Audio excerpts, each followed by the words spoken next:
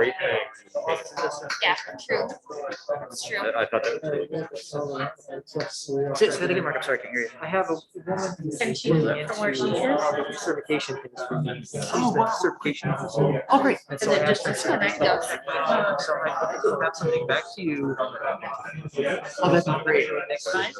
I reached out to the state office in the meantime to try to do some like and I heard back, and At 7:30. it was, pretty vague, but it was the office of continuing to. Gary, are we gonna be live? The one I heard back from certification. I was wondering why. Good evening, everyone. I apologize for the delay. We had a little bit of a technical snafu.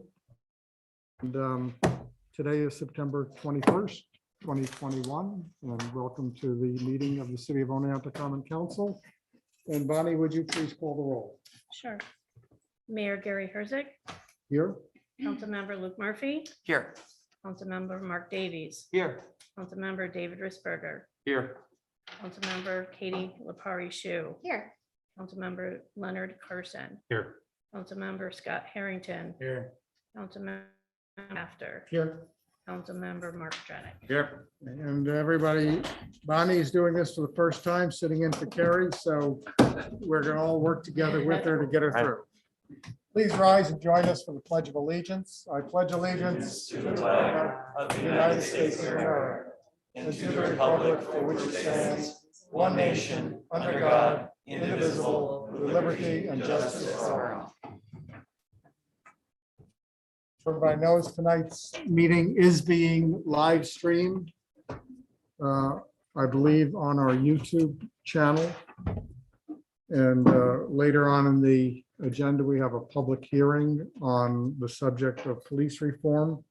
And people will be able to comment either here in person or through Zoom. Hopefully the technology works for us. I'm very happy to open tonight's meeting with our new SUNY Oneonta president, Dr. Alberto Cardeye.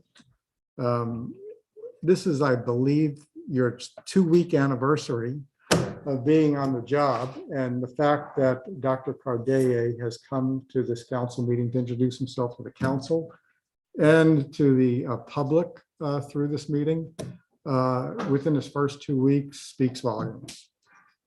I can tell you that Dr. Cardeye's history at the colleges where he has worked previously, he has demonstrated not only strength in administrative abilities on campus, but he also has a history of integrating colleges into the local community and in investing in the local community. So I'm very excited to have him here in Oneonta. I'm very excited to have him here to speak to us at tonight's meeting.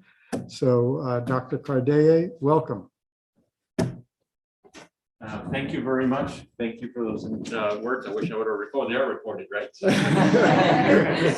as you said, this is my second week, and I think just yesterday I figured out where the coffee is in the office.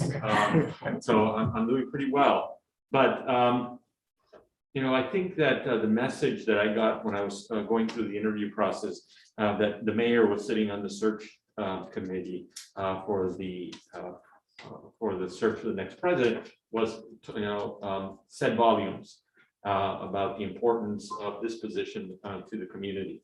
And it's one that I took very seriously, and it's one that I think that speaks a lot to what has already occurred over the last year or so in the community with SUNY Oneonta and the city, as well as what I would like to commit to working into the future. Without a doubt, the issues of over the last 15 months with specifically around the pandemic is what dominated a lot of the discourse, to say the least. And I think it did provide a good vehicle. If we have to look for a silver lining in this, a good vehicle for working together with the city. And I have to publicly, and I've done it in most opportunities that I've had, commend acting President Craig for all the work that he did, including the wisdom of bringing in Danielle McMullen to lead the COVID response on campus, and the help of the College Council in really trying to put together a plan that up to this date, and Danielle will talk a little bit about some of our numbers and in a little bit, have really poised us pretty well with regards to the pandemic and the behaviors of our students, and they're abiding by some of the prevention protocols that were put in place. But that a lot of that work was based on committee work that has been done in collaboration with the city, with the starting with the getting the state vaccination site on campus, and working with our students and our off-campus students, especially in how to really have them contribute in their own way to trying to stem the further infection as a result of the pandemic. My hope is to continue to build on this. Our immediate goal, if there's an immediate goal as a new incoming president, is to complete this academic year safely, and being able to offer our students as close as possible to a college experience, which I think that not only our students need, I would say that our faculty and staff really looking forward to it, and I do think that the community also. I would also like to touch upon a little bit of what Mayor Herzig said, and that is not only my experience, but my interest in working in creating closer ties with the city of Oneonta. Matter of fact, I think that in my letter of introduction that went with my application, I stated that I thought that it was important to make SUNY Oneonta not only in Oneonta, but of Oneonta. And that is something that I want to, really is going to be a keystone of my time here. And that is developing those ties in the multiple ways that already exist, but making them purposeful, bringing attention to them, and then expanding them to respond to the needs of the community and the potential demand, interest that there is in the community for how SUNY Oneonta can respond. Clearly, with an institution our size, there is a wealth of human capital that can contribute to the development and the continuing strengthening of this community in a myriad ways. And we just have to start working on identifying those and build on those. Everything from our, and it's not just because Dean Davies is here, but from around our areas of education to business and to and in the sciences and of course the arts. So there are significant areas that we can continue to build on, and that is one of the areas that I will really try to focus on as soon as I learn how to make coffee. That's really the message I wanted to introduce. I really wanted to thank also Mayor Herzig and others for all the warm welcome that I've gotten in the community. And I promise to continue to get out into the city and going to restaurants and other establishments over the next few weeks. So thank you very much, and I'd be willing to answer any questions if there are any, if I can. Yeah, we'll start with council members. Any council members have any questions for Dr. Cardea? Are you getting off easy here? I'm going to run this honeymoon period. We also have 3 of our City of Oneonta County representatives here, and I want to give them an opportunity if you have any questions you'd like to ask. I don't tonight. Okay. No, Danny and I, where Danny just asked Dr. Cardea about coming to one of our health and ed meetings, and we'd be happy to have you, and we look forward to your experience in public health and joining our community. So Looking forward to it. Thank you. I think it would be, important that the city, county, and SUNY, and then Harvard College as well, really continue the partnership of strengthening our healthcare system as a whole. Just, if we can focus on this pandemic as a start, but really making an investment in rural public health is a top priority for me, and I'm sure it is for my colleagues on the board. And I look forward to working with you to figure out how we can collaborate in the future. Many of you meant that my background is in public health. I was a professor of public health and specializing in rural public health infrastructure, so I could speak for hours. Great. We might need you. Danielle McMullen is going to follow up with an update on COVID matters on campus and amongst the SUNY population.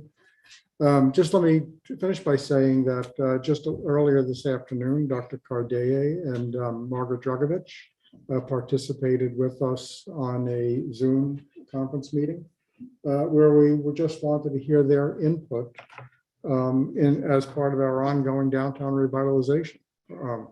Our students love our downtown, and as it's been said, that's not the case everywhere. Sometimes students don't want anything to do with downtown.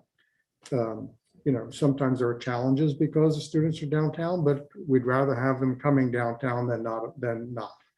And we wanted to get an opportunity to speak with both Dr. Dragovich and Dr. Cardeye to talk about their vision for downtown as it pertains both to the college, to the faculty, to the students, and we got a lot of good ideas in hearing from both of them. So I appreciate that, which was a good opportunity for us all to have a chat. If there are no additional questions, again, thank you very much, Thank you Doctor. very much for Appreciate the you being here today, And I and look forward to being back. we'll turn it over to.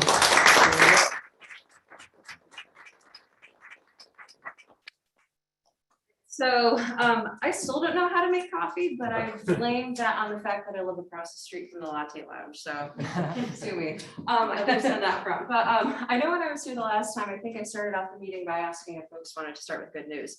And I think the answer was yes. Well, I'm here with more good news. So as of today, 94% of our student population has at least one dose of the vaccine, and 88% of our student population, residential and off campus, are fully vaccinated. So I think the last time I was here, I think the number was something along the lines of 85% of our student population had received one dose of the vaccine, which is great. And we're doing really well, even when you compare it to other SUNY schools too. And I think a lot of that can be attributed to the fact that we've had a strong messaging campaign, bringing in local electeds like Mayor Herzig, as well as Heidi Bond, who sent out our county public health official who sent out a message to our students last week. But beyond that, I think our students came back to campus really wanting that in-person robust experience. So not only in the classroom, but being able to go to downtown and go to the places that they love to frequent. And beyond that, I think it really is a testament to the fact that, COVID could have continued to rend us apart as a state institution, as well as a local community. But I think we used it as an opportunity to really pull us all together. For instance, we have a bi-weekly meeting group called and it's, I don't have a better name for it yet, but this is what it is on my calendar.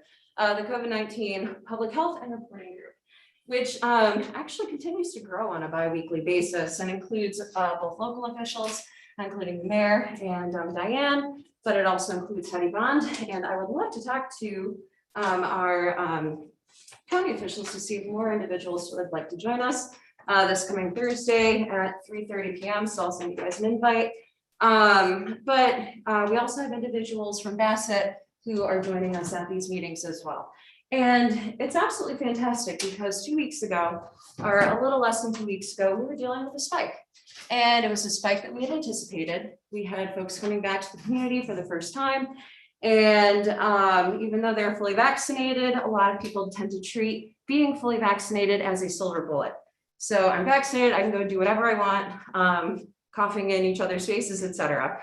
That's not the case, right? And it took some messaging, both locally within the campus, as well as some honesty to our campus population surrounding our contingency planning. And Diane mentioned earlier that there are some campuses that don't necessarily have a contingency plan. We have a phased contingency plan, and I won't bother you with the details, but basically we don't take a look at a single data point at one point in time. We take a look at a lot of different data points and ensure that we're in a place where we can continue to focus on the student learning experience, but also the student's social experience in a way that is safe. And we were honest with the campus about some of the measures that we might have to take if we couldn't control that little blip. Thankfully, we went from 84 cases, I believe, 2 Thursdays ago, and now we are at 13 in isolation. So, and we've been at around 13 in isolation, between 13 and 25 for the past week and a half. So that really is a testament to our campus coming together and not only being honest with each other about the impact of the virus on the students, staff, and the faculty, but also the impact on the local community. Because as Dr. Cardet indicated, we have an important stake in this community. And what happens on campus also impacts what happens locally and vice versa. So I have a lot of data here I can talk about, but I don't think anyone wants to hear that, me spouting off more information. So Mayor, if you're all right with that, I'm happy to take questions. Terrific. Questions, anyone? For Danielle? County reps, you have questions? I'm sorry, Len. The numbers that you just gave for student population, or is that student, staff, and faculty population? So that's a student population, but our staff and faculty are over 80% vaccinated. Okay. Or we have information for over 80%. We cannot tell staff and faculty to give us that information, but if they choose to volunteer it, then we can collect it. And we have records for over around or over 80% of our staff and faculty population. So when we're on your website, the link that you shared with the council members, Mhm. the numbers that we're looking at are student population only, not staff or faculty. So the SUNY COVID tracker. Mhm. So the SUNY COVID tracker has both. And if you're looking, so it has a number of information pertaining to the rolling average, so 14-day, 7-day, and 3-day rolling average, has it for students, and it also has it for staff and faculty. But with the SUNY website, a lot of the testing figures specifically are based on the tests conducted on campus. So if you're looking at total numbers in quarantine and isolation, scroll down to the bottom, because that's where it also takes into account the numbers from places like Well Now, et cetera. So if I'm looking at that bottom row correctly, I didn't see any hospitalization, so you were able to successfully stop all those cases prior or pre-hospitalization, is that correct? Yep. Yep. And to my knowledge, I don't think we've had anything or any of that this semester. So. And again, that includes students, faculty, and staff. Off the top of my head, yes, but I can follow up and provide you with the specific information tomorrow. Thank you. But on an interesting note, and this is something that we discussed at the last public health reporting group, we have a lot of data on our student population specifically and the impact of vaccinations. And while correlation isn't always causation, it's particularly interesting because we have a lot of data that highlights the fact that vaccines actually prevent the spread of COVID, or at least prevent an individual catching COVID. Off the top of my head, less than 10% of our student population, and this is also including grad students who don't come to campus, so they aren't necessarily sucked into the mandate, if you will, or by the mandate. But approximately less than 10% of our student population is vaccinated, but they account for over 25% of the individuals who are COVID positive over the last couple of weeks. And we have a lot of data, and we're going to be working with the Places Institute. Dr. Alex Thomas runs the Places Institute, but we're also going to be working with the mayor as well as Heidi Bond on pulling together a joint statement talking about just some of our data and laying it out there, because it might help some folks who are on the fence and are hesitant to get the vaccine. So we're doing what we can. Any other questions from council members? County reps, would you like to ask any questions? I wanted to thank you. And for all the hard work that you've done as an institution. This has made a substantial progress, and it's been very refreshing to see the dedication to which you've poured to our community. So thank you. There's a couple things I wanted to focus on in terms of, one is ramping up testing capacity locally. We've seen a sharp increase in the county level. So unlike SUNY, I think about just over 50% of our county residents are vaccinated. And we've struggled with outreach and communication. And my concern is the R naught number, or the, I guess, a level of infected, the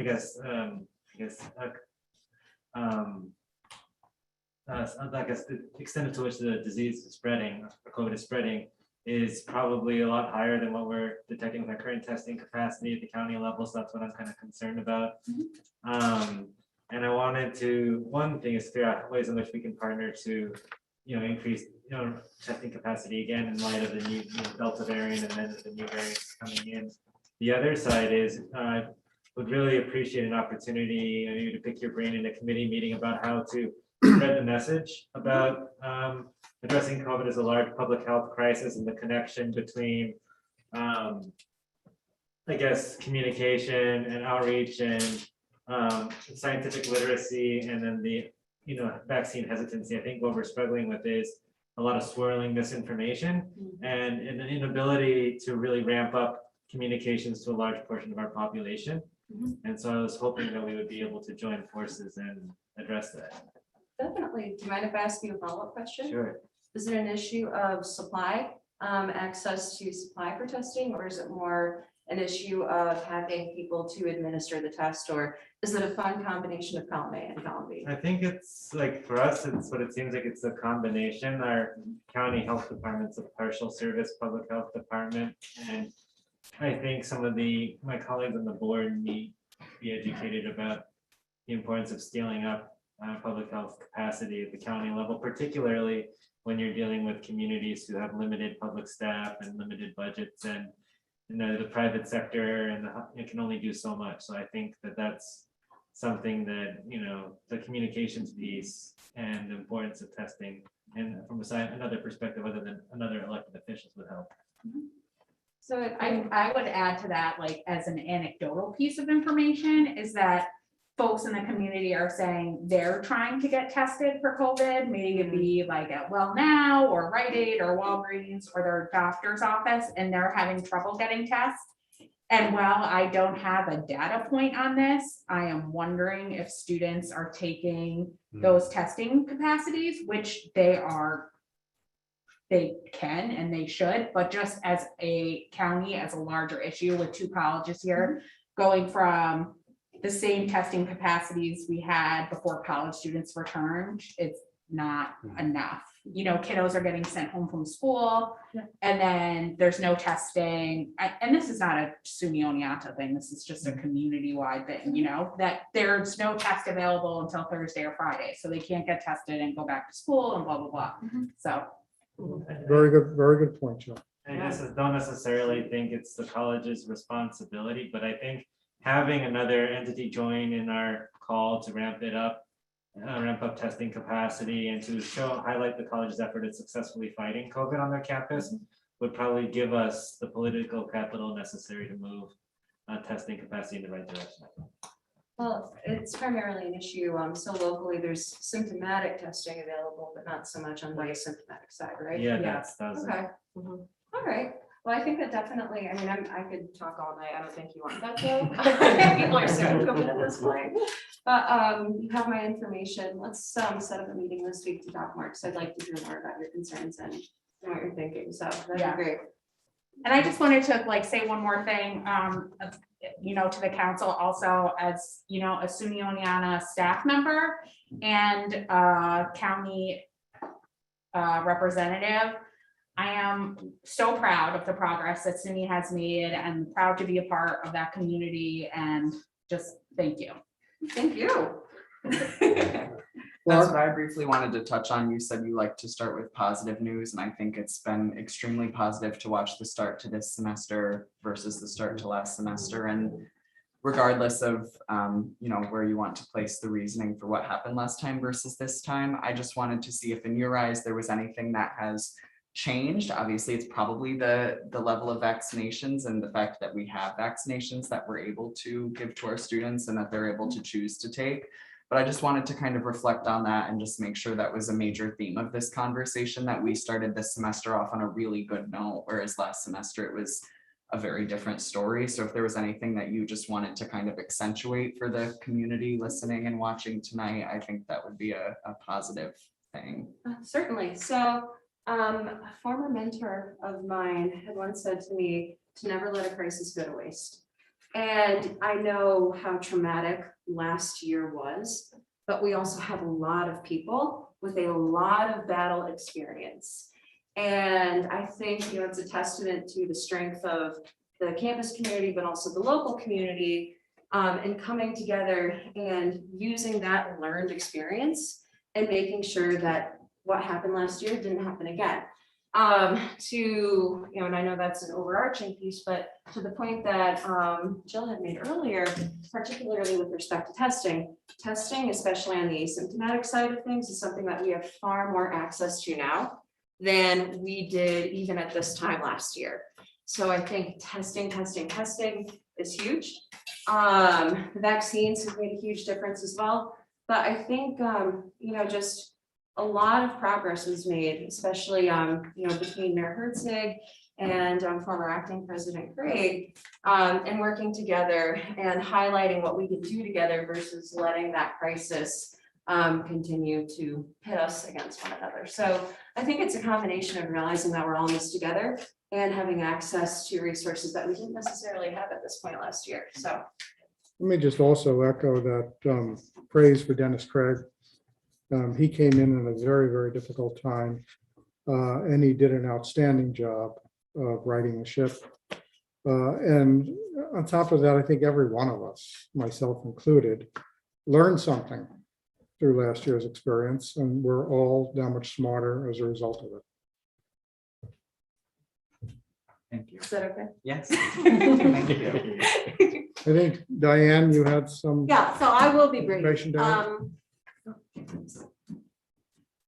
Very good to see that the college student numbers are down. Again, 13 active cases from SUNY, 2 from Hartwick. But we continue to have 100, as of today, 140 active cases in the county. Now that is decreased from the high of 187 on September 9th, but we're still in an area of high transmission, as are our surrounding counties.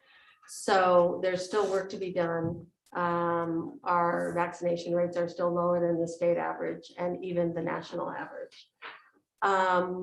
I spoke with Heidi today in terms of the numbers in the county. Again, we're having maybe 15 to 16 today, 23 yesterday. That's where it's sort of been trending. Again, it's no longer coming primarily from our college student population. There haven't been any clear clusters. She says it's just kind of from all over the county. One trend, however, is that we are seeing more school-age children test positive, both in Otsego County and actually Delaware County reported 24% of their positive cases came in K through 12 students. So this is something we're going to probably continue to see for a while until those kids can be vaccinated. We anticipate that will hopefully be by mid to late October, and the county is prepared to begin in-school vaccination clinics as soon as approval is granted.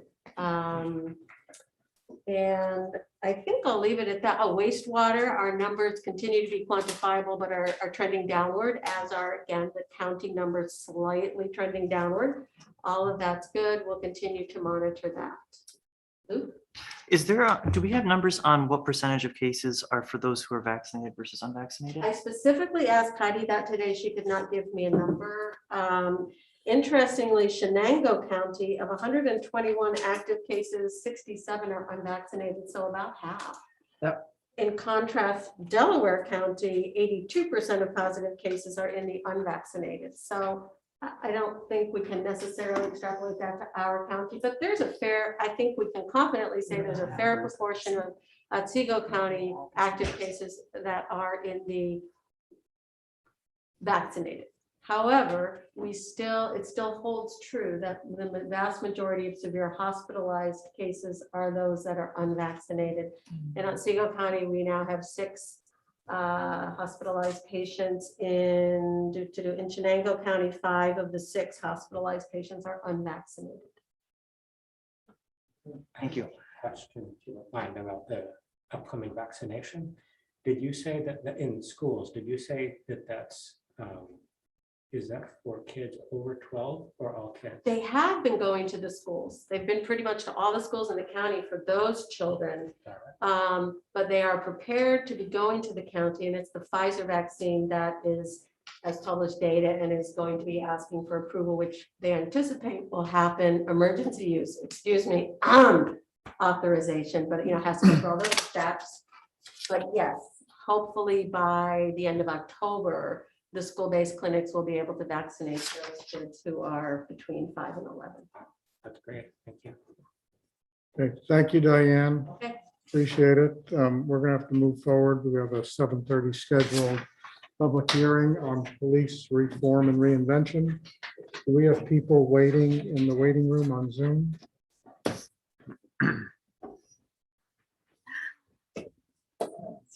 Thank you.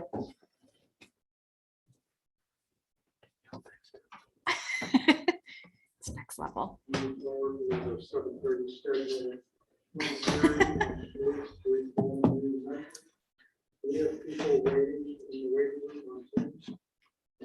Little delay.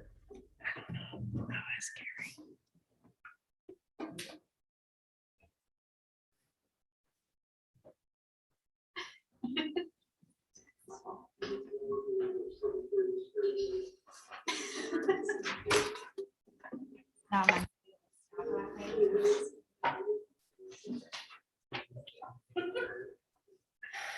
Do you have it on your computer? No, because I was kicked out.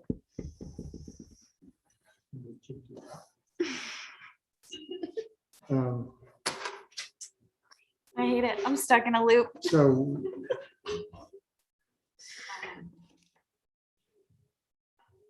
all right, while I'll let you communicate with Carrie and figure that out.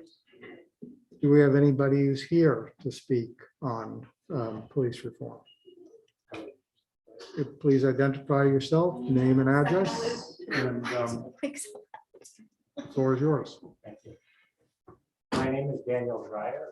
I live on 10 Walnut Street. I've been here for just about a year.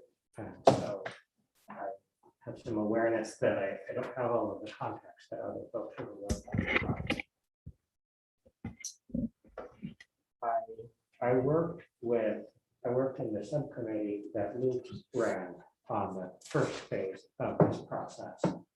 And during that process, I learned things that I think both gave me a great deal of confidence in how hard OPD works on extremely limited resources, and also gave me sort of cause for concern.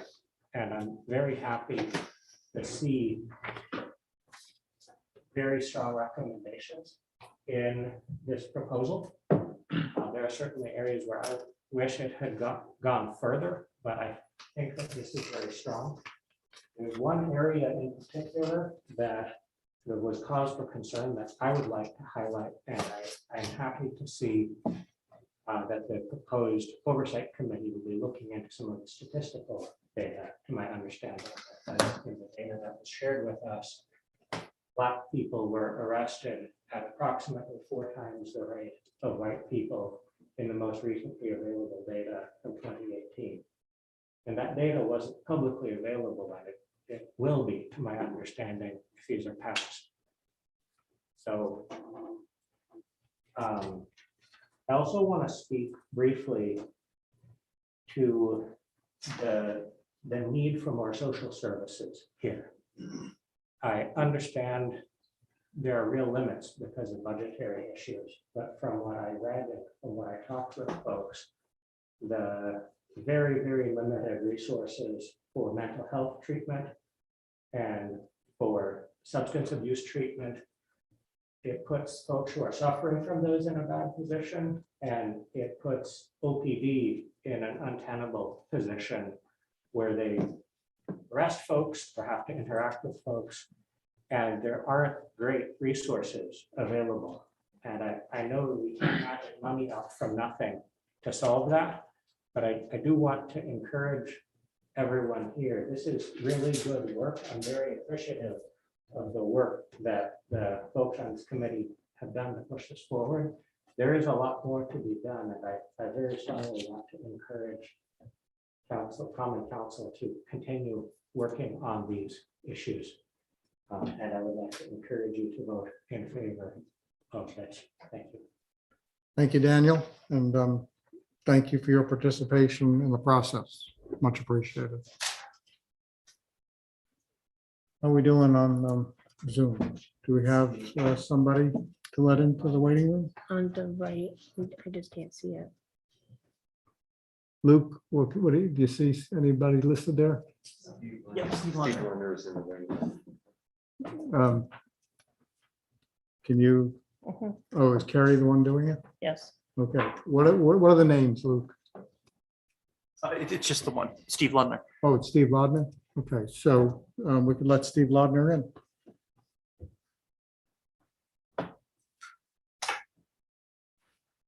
This is the first time we're doing this, so Yeah, I can't.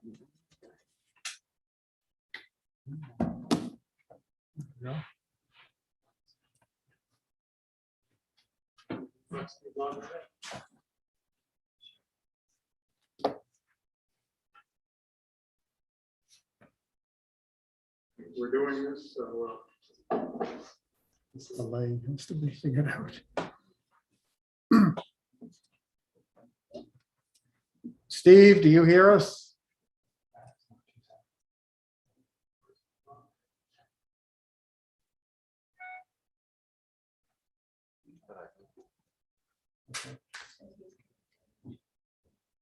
We don't see him. Looks like he's on mute. Yeah, he's on mute, Mayor.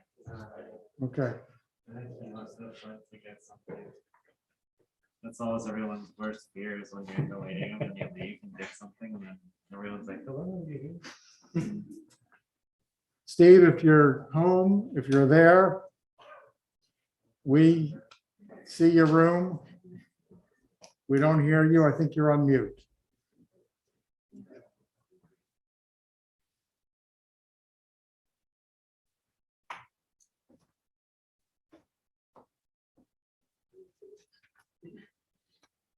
Steve, if you're home, if you're there, we in your room. We don't hear you. I think you're on mute.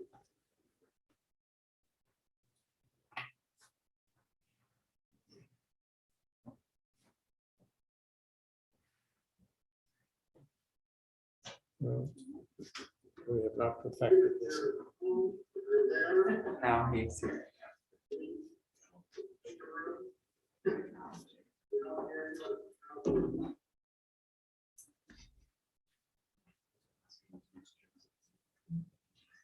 Dave, do you have Steve's phone number? Looking at his chair. I'm sure you do. Looking at his chair. If you want, he can just put him on the phone. He can speak through the phone. The old fashioned way.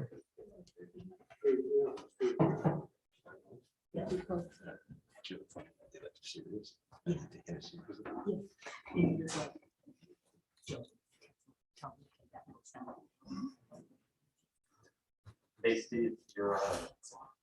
Go to your computer. You want to? She's like, I don't care. I know it's being sarcastic. Oh, well, the hearing is happening right now, so. Oh, there he is.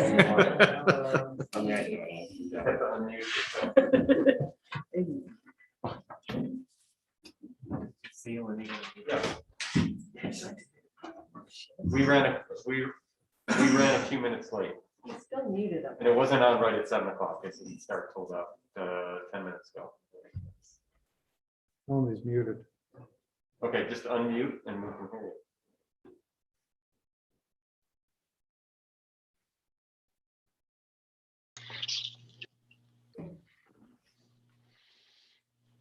Hello, is this the hearing? Yes. Can you hear us, Steve? Yes, I had given up hope. I've been waiting for 20 minutes to get on to the meeting. All right, let me begin. I'm Steve Lundner, live on Maple Street in Oneonta, and I'm responding to the hearing for the proposed, you know what I'm responding to. First and foremost, I'd like to offer my personal gratitude and thanks to all the community members who contributed in this effort on the original Community Advisory Board, generating their report. Secondly, I'd like to offer the same to the members of the Ad Hoc Council Committee that has brought forward this document for our community.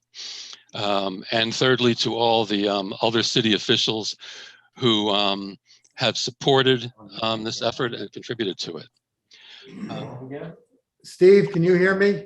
Yes? We cannot hear you. Not at all?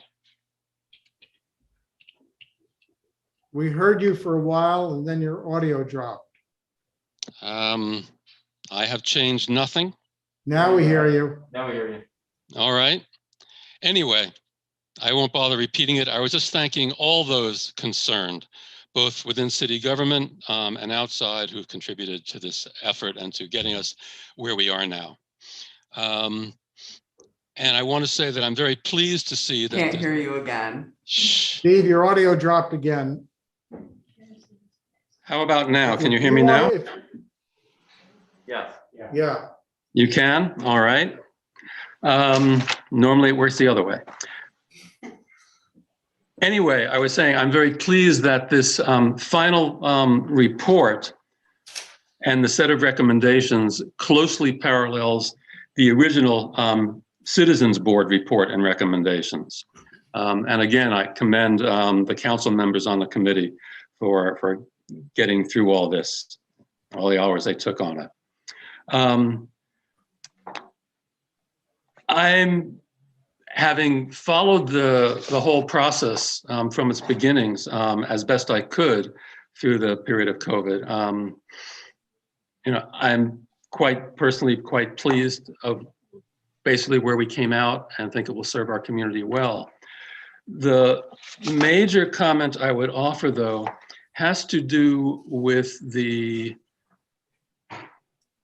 description and policy statement that is part of this regarding. We lost you again, Steve.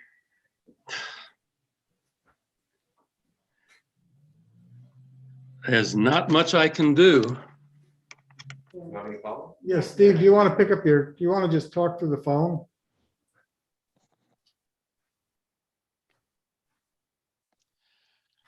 I would ask permission to provide my comments in writing tomorrow. And I can still hear him on YouTube. Turn your volume on.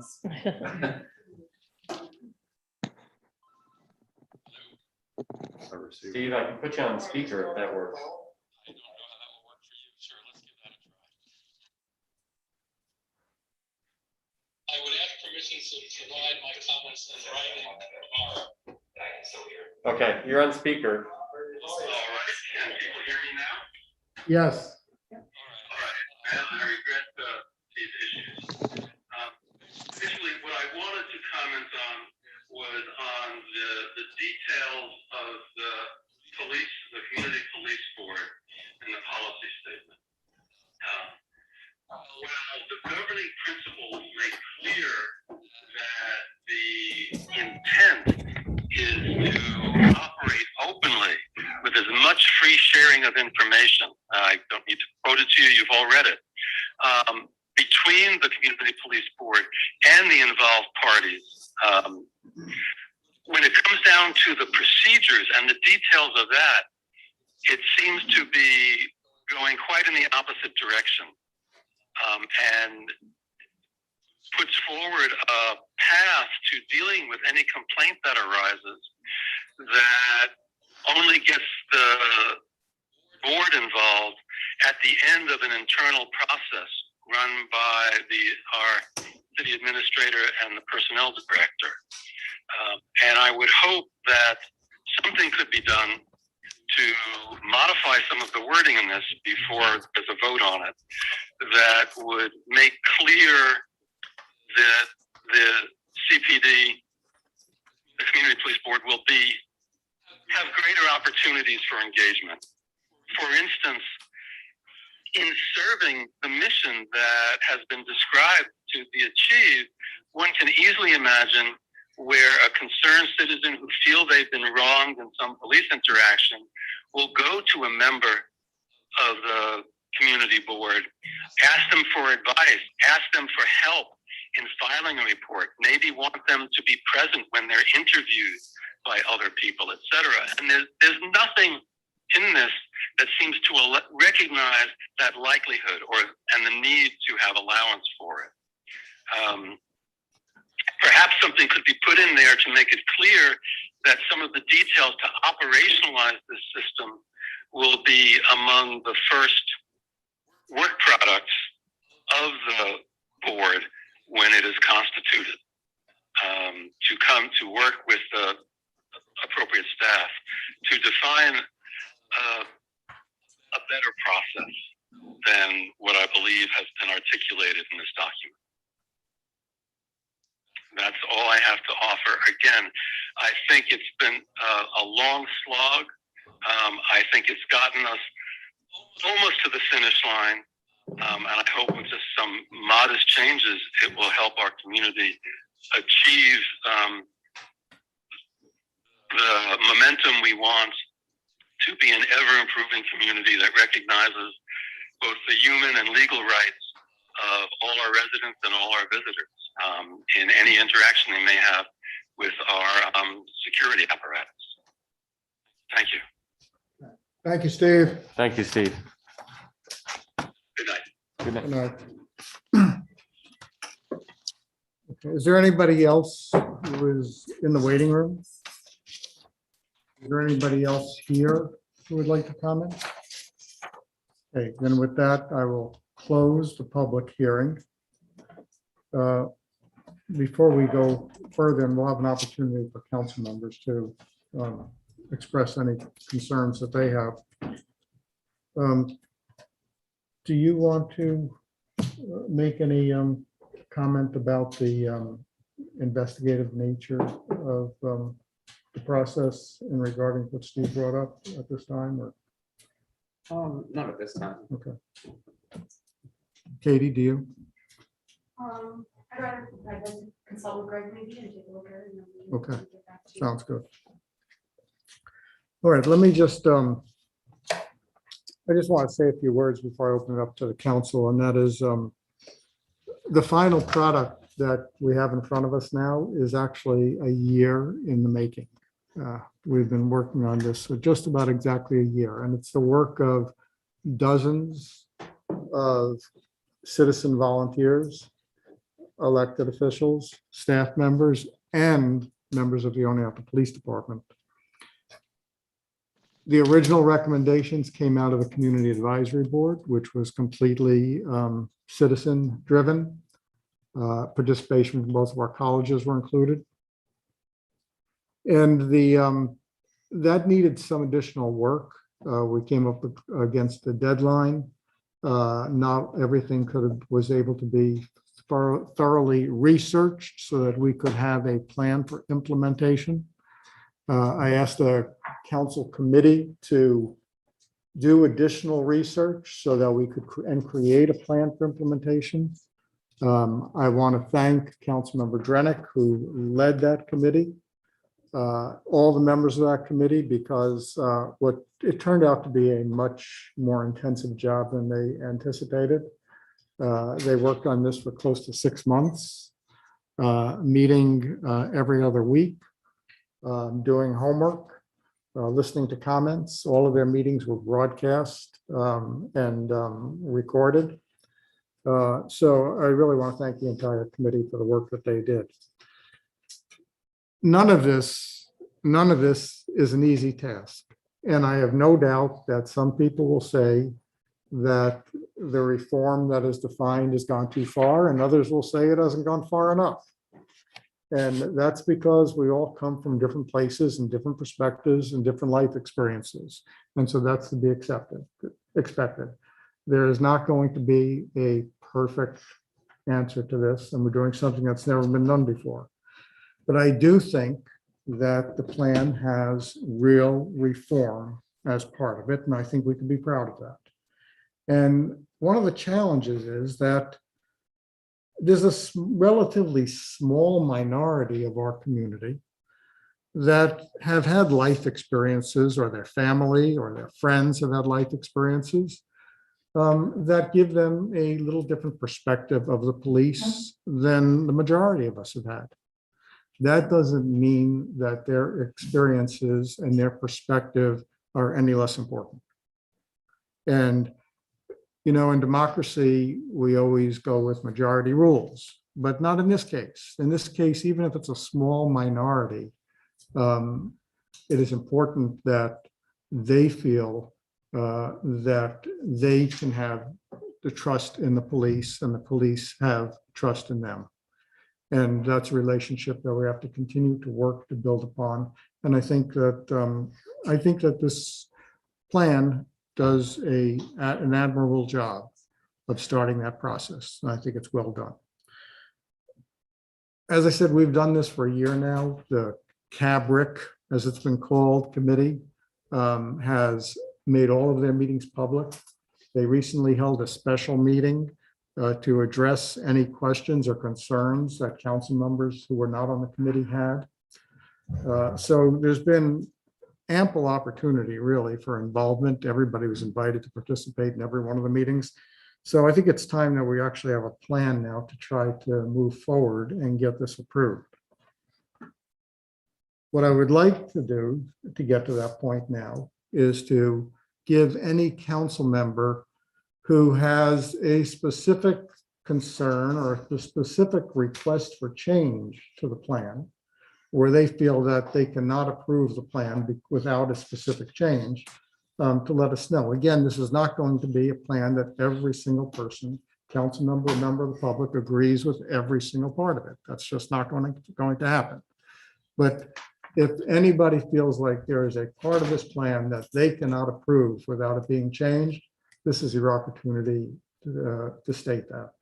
So I'm going to open it up to any council member who feels that they cannot approve the plan without a specific change to it. Anyone? John? I feel at a disadvantage in a way, be put on the spot now to voice what might be a differing opinion about things. The other committee met on its own. Some of these things may be coming before the legislative committee shortly, and there are already two people on the legislative committee who have put in blood, sweat, and tears around these, and I wonder how open would be for discussion. So I will withhold in giving my response to your inquiry.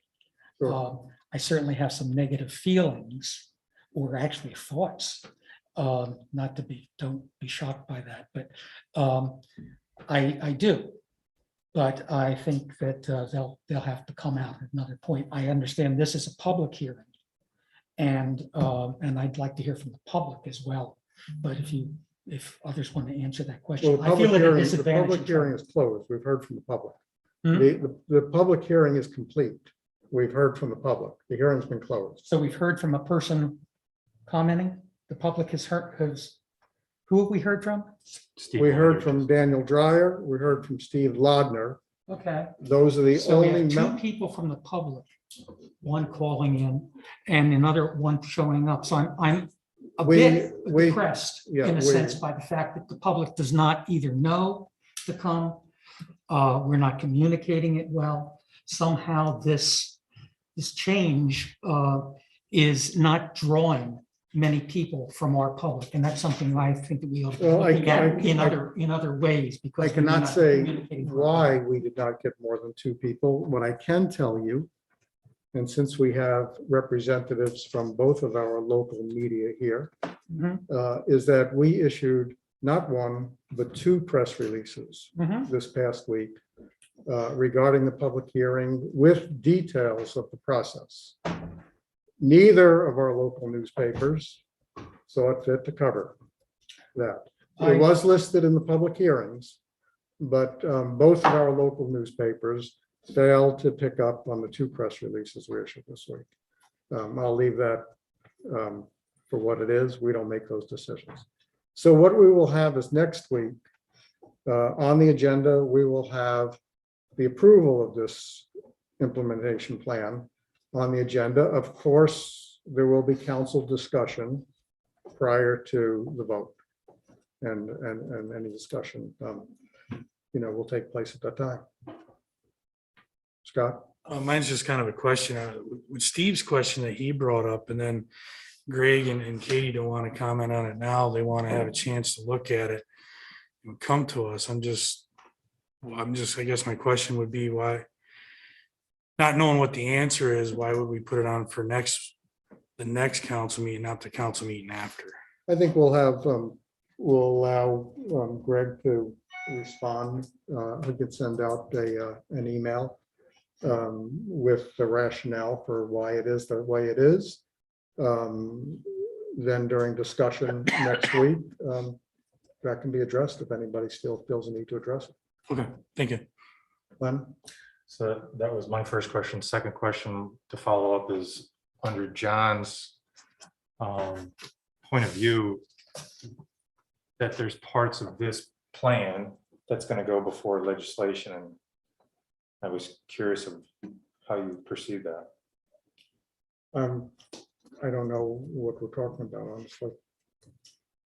Do you?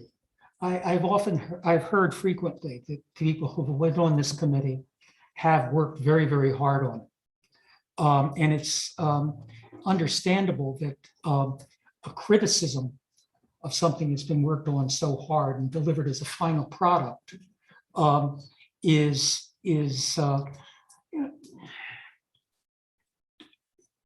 difficult to think about. Getting no hearing is fair, but I'm not sure about the legislative committee with already a couple of people, putting their full force behind it. I am not looking forward to having that discussion instead of moving the entire approval, including any legislation issues. And I believe there are some legislation issues involved with this proposal. And it may be that we can look at that, or it may be that we're kind of unbalanced about that, with people already having committed a great deal of their time and energy. Could you explain what issues require legislation? I'm not aware of that. Every committee that we have had so far, we've had two other committees that were been created in the last few months. Both of those came before the council in the form of a change in the charter. And unless there's something different in the proposal for this particular committee, I think it would have to go to the council for a vote of approval in terms of a piece of legislation. I may be wrong about that, but I believe we have always voted on the creation of new committees. I believe the difference is that those were not committees that were created by legislation, those were commissions. So what do we have? Well, we can talk about that now. What do we have here? Is this an advisory group? Is this a functioning group who would actually act in coordination with some of the same authorities? Let Mark address the function of the group. Mark. With having some of the same authority as our elected, our employees, or perhaps even others who are on the council. My understanding, but I'll let Mark or other members of the cabinet speak on it. My understanding is that this group is advisory in nature only, has no authority. And I would concur. This group has a number of charges. Among them is the connection to the community and serving as a conduit for that information to be passed to the appropriate parties, and also for actions to be taken off of information that is gathered through surveys and data, and other collection. And that runs through the city administrator to council for such actions as may be warranted. The council then has that discussion and provides the city administrator with direction for him to then take back to either OPD or whatever other party might be involved. But it's advisory in that sense. There's no, they aren't levying fines. They aren't doing anything other than providing information for action by council. And they're making certain that they have in their oversight capabilities, the intent of all of these recommendations find their way through various benchmarks to attainment of these goals that we're presenting here.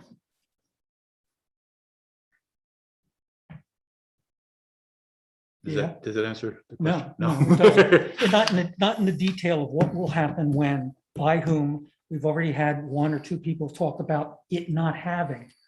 Yeah, well, a bit of suspicion, for example, that the city administrator and the personnel director would perhaps, because they're looking at these things, it would not have a full and adequate public, how can I say it? If they should look at it and say, that's illegal, or it's going to, that's a very costly sort of thing, that would have to come to the council for us to make decisions about, well, if it's plainly illegal, that's one thing. If there are budgetary considerations, we would have to approve a budget to care, deal with the costs of it, etc. I'm just taking a kind of conservative view that it seems to me that there is in addition to this council body that now has dimensions about requirements by this particular thing on both the personnel director and on the city administrator to make certain kinds of decisions about moving on this. So I don't have an idea of what the particular points are or really what the authorities of these people would be under this particular committee. Okay, so John, what I would ask is that in preparation for next week's discussion, which will precede the vote, is that you try to come prepared with the specific things that are preventing you from voting for further. Why? Well, you don't have to. If you, yeah, I'm just pointing out that now I'm feeling, and I can simply vote no for the entire Megillah, or I can try to articulate mine, but I feel that it's an uphill battle to talk to other people who seem to be very clear about how all this works, and I'm not satisfied with clarity is in fact there. So I think John raises a really good point here. Besides city staff not being able to articulate the process of what Steve Lunder pointed out, do we really want to push this forward to be passed next week or voted on? Shouldn't we get all of the answers? Wasn't that the purpose of having the public hearing from the public? I mean, we've actually, the CABRIC, sorry, we had two special meetings, one to address the redress from CAB, and then we came back and had another special meeting to redress the council members who didn't participate in the CABRIC, their concerns. And then it was agreed upon at our last special meeting that we would allow this platform to be used to allow any specific. And so now John has raised and Scott has raised specifics. Isn't it our duty to address those specific questions before we move this forward on the agenda? And to me, it's also a matter of 4 people having devoted this amount of time. Certainly there's a camaraderie and an agreement that's been developed. The 4 other council members have not had an opportunity. I mean, we've certainly, I don't go challenging me on this, but I don't think we had an opportunity to participate actively in that particular quorum or that particular quartet. So I don't like saying you need to bring up your objections and then we can get to see who wins in that battle. Gary, I just want to remind the board and the public that this group, the CABRIC, has met for the last year about this. All our meetings have been online. Any council member could have attended, many did, ask questions when it was appropriate. You were not part of the committee, but you were able to ask questions. So to I say that they can't- haven't been, Hold on, let him Okay. speak. Let's not. to Okay. say that you haven't had a chance to actively participate is not true, John. And I take offense that you would say that. Let's look at the tapes. Let's look at the first tapes and see what happened when I came. Mark? I would say that that's an appropriate thing to do. I would also say that Len's point is also well taken. We've met any number of times, and for the clarification of these last few points that seem to be centered around this flow of communication and responsibility, we can meet one more time prior to this being then presented to council. No, I'm sorry, you cannot? Not us. I think it was the council, right? Yes, Isn't that no, what we no, agreed? yes, no. For the Well, we could I'm meet not sure as a who's special we. meeting of council. Or we could meet as the CABRIC and have the input of all council members that are interested. But But we it can, fails though, right? yes, Like we met already to address their concerns, yes. yet we are here today trying to address concerns and we don't have the answer, so. Didn't we meet as a council and address the concerns that were submitted through Gary to us? How many council members showed up to that meeting? I don't think there were 8 of us here What are you talking about? when we had the list of questions and we went through them and answered them. There were some extra council people that were here. Some of the people that submitted the questions didn't even show up to the meeting. So now we're back here. I feel like we're spinning our wheels here. I showed up at the meeting. I stayed as long as I could. And that's, again, the idea of 4 against 1. But John, you had a chance to have your questions answered. I understand you were there and I'm glad you were, but the fact that you left early doesn't mean that we should have another meeting because you have further questions. Your chance to have those questions answered were at that meeting. I'm only speaking up because the mayor asked Okay, that anyone who all right. had an objection. Let's move forward with this. We're not getting anywhere with this back and forth. From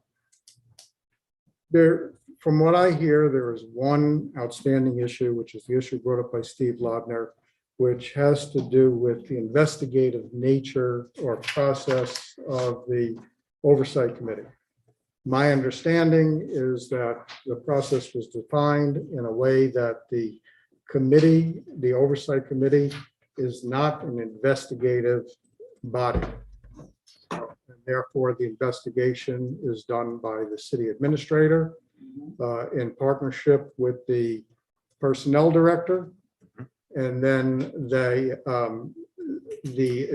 investigation is then handed over to the oversight committee. They can review the investigation. They have a megaphone. They don't have authority, but they have a voice that is a powerful voice. They can then come and express directly to council that they see problems with the investigation, or they disagree with the investigation, or whatever it may be. Or they can say that they agree with the investigation. It was set up, what Steve Laudner, I heard saying, was that his concern was that this was not an investigative body.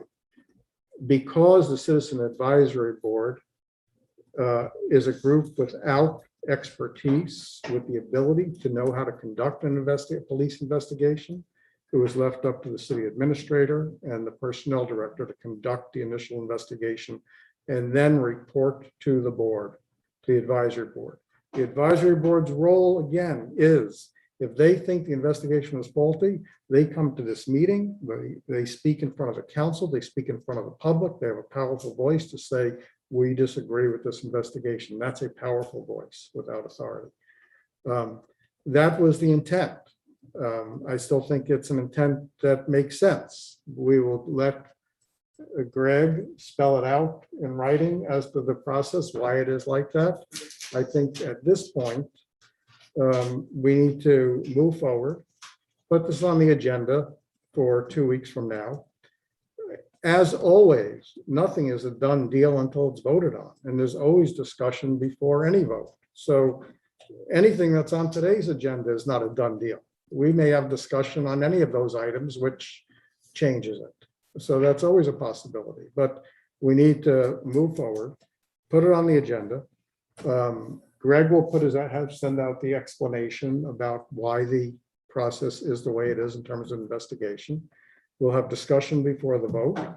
Who knows what comes of the discussion? It may result in changes. It may result in a no vote. It may result in a yes vote. We don't know. That's the way we do it on every issue that comes up.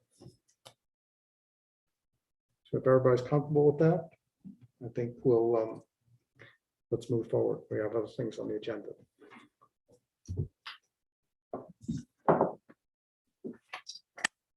Okay. Boards and commission reports. We've got a full slate.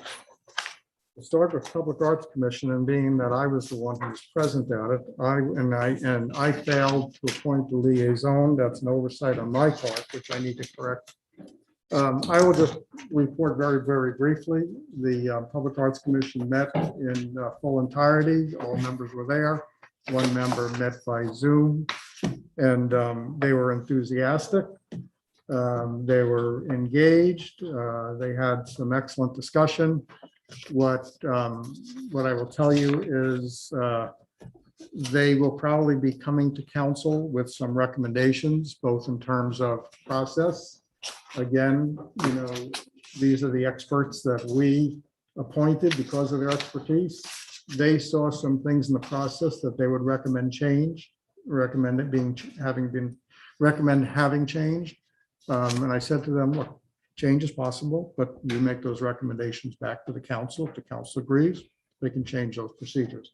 The other thing to expect is that, which I never came up in discussion, I believe, in the creation of this commission, was the commissioners seem to feel like there needs to be a budget, that you're not going to create public art without a budget.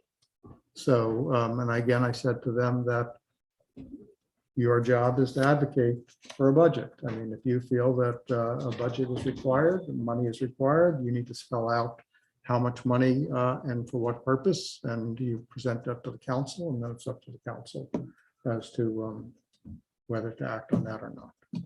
So the council can expect hearing on both of those subjects as we go forward, which I think is a good thing. We have a group that is very passionate about what they're doing, engaged, and want to see a good outcome, and they will make their request. Board of Public Service, that is Councilmember Drenick. A very short report. We had new business, 9 Otsego Street. The owner asked that their garage be deemed unsafe so that they could demolish it. It was deemed unsafe. They're going to demolish it. Well done. That's it. Environmental Board, Councilmember Davies. Thanks, Mayor. The Environmental Board met September 14th. Most of their work is being done by committees. Of interest to this particular body is that there will be a proposal coming forward to the Planning Committee. It's a proposal to, well, it's basically a project proposal to involve local schools and local school children in naming several unnamed creeks within the city of Oneonta, as well as the town of Oneonta. So they've also been approaching the town. So they're going to be getting that finalized, and I should be able to bring that to the Planning Committee for the next meeting.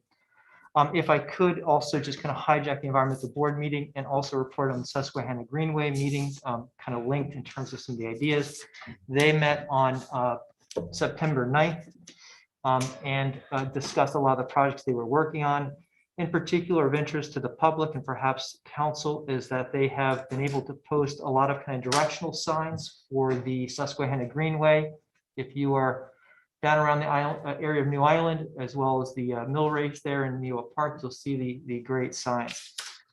In part why I'm also reporting on the Susquehanna Greenway, well, one, I'm the liaison, but two, they really wanted to make sure that I called special attention to the work of John Williams, that he's been incredibly helpful to this particular group and helping in getting those signs situated.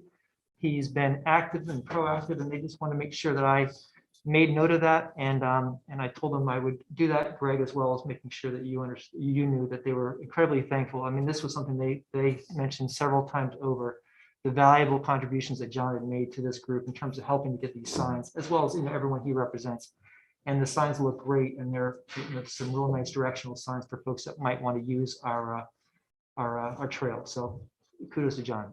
Thank you, Mayor. Questions, anybody?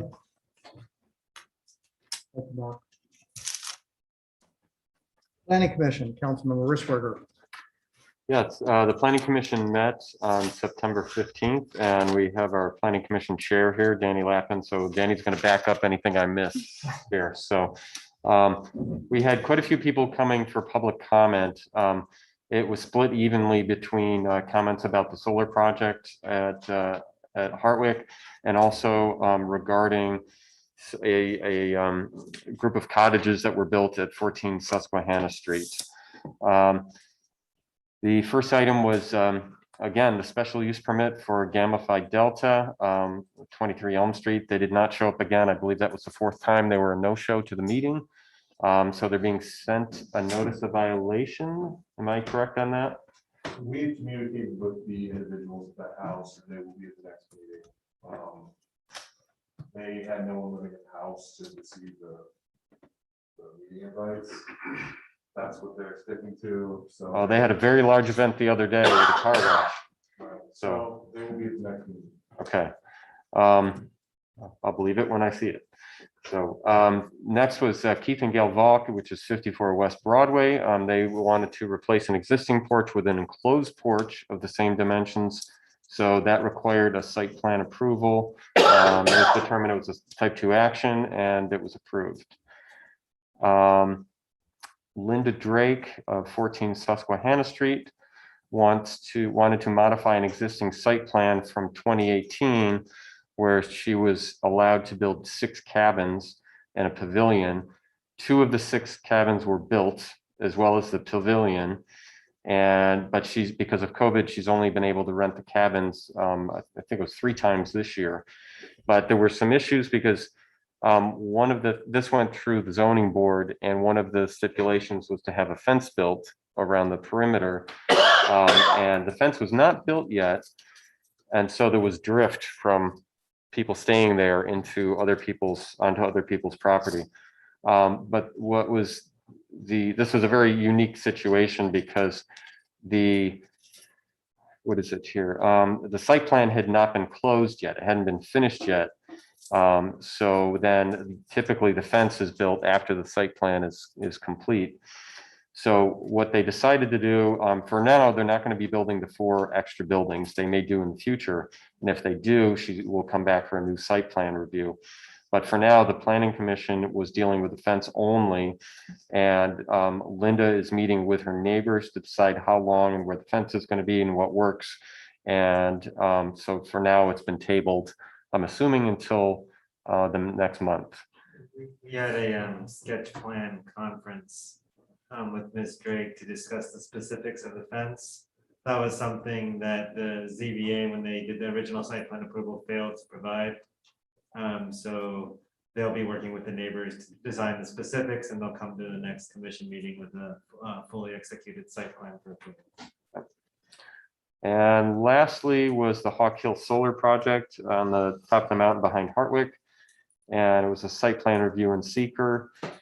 Planning Commission is lead agency of the seeker, and this was given a negative declaration due to their feeling that it was a small impact on the environment based on the mitigation by the applicant. So that was approved. And then the site plan review was a 7-page resolution. I thought I should point that out. This is a very large resolution. And the site plan was approved with the following conditions. The project is referred back to ZBA to evaluate whether the project meets the requirements to establish as an accessory use in the university zone. ZBA had approved a similar project at Corning, but there was no written determination available. So therefore, they're asking ZBA to interpret the zoning code with regard to the project's compliance with the city zoning code. And Then also the applicant amends the landscaping plan to provide adequate vegetative screening for 10 Suncrest Terrace to the greatest extent practicable and economically feasible. Did I get all of it? Yeah, this kind of goes back to the red tape express and the fact that the ZBA can also approve site plans. So for Corning, they approved the site plan and approved the use variance application for a project that's basically, in all intents and purposes, the same as Hardwick. It's a grid-tied solar project constructed by a third-party developer on an adjacent parcel to the primary use. Because they didn't provide a written interpretation outlining their reasoning for issuing the site plan approval and use variance approving both the site plan and the use variance. We felt that in order to fully take a hard look at the project's impact, we wanted to have an interpretation of the code in writing that can be used to apply to future solar projects within the city limits in addition to this one. We outlined the court cases undergirding that decision. The ZBA can deviate from the prior precedent if they can provide evidence that the projects are different or that the facts underlying the project are different, but the courts have held that they must follow prior precedent. So that's why we wanted to bring that, have that component in there to make sure that there's no possibility of an Article 78 challenge and to make sure that to ensure a better coordination between the two bodies moving forward. Lastly, I believe the planning commission is going to be contacting the city attorney to see if ZBA can simply issue a written opinion. We did. Okay. All right, that's all I have. Does anybody have any questions? I do. Please. I don't know if you want me to direct to you or to the chairman. Depends on your question, I guess.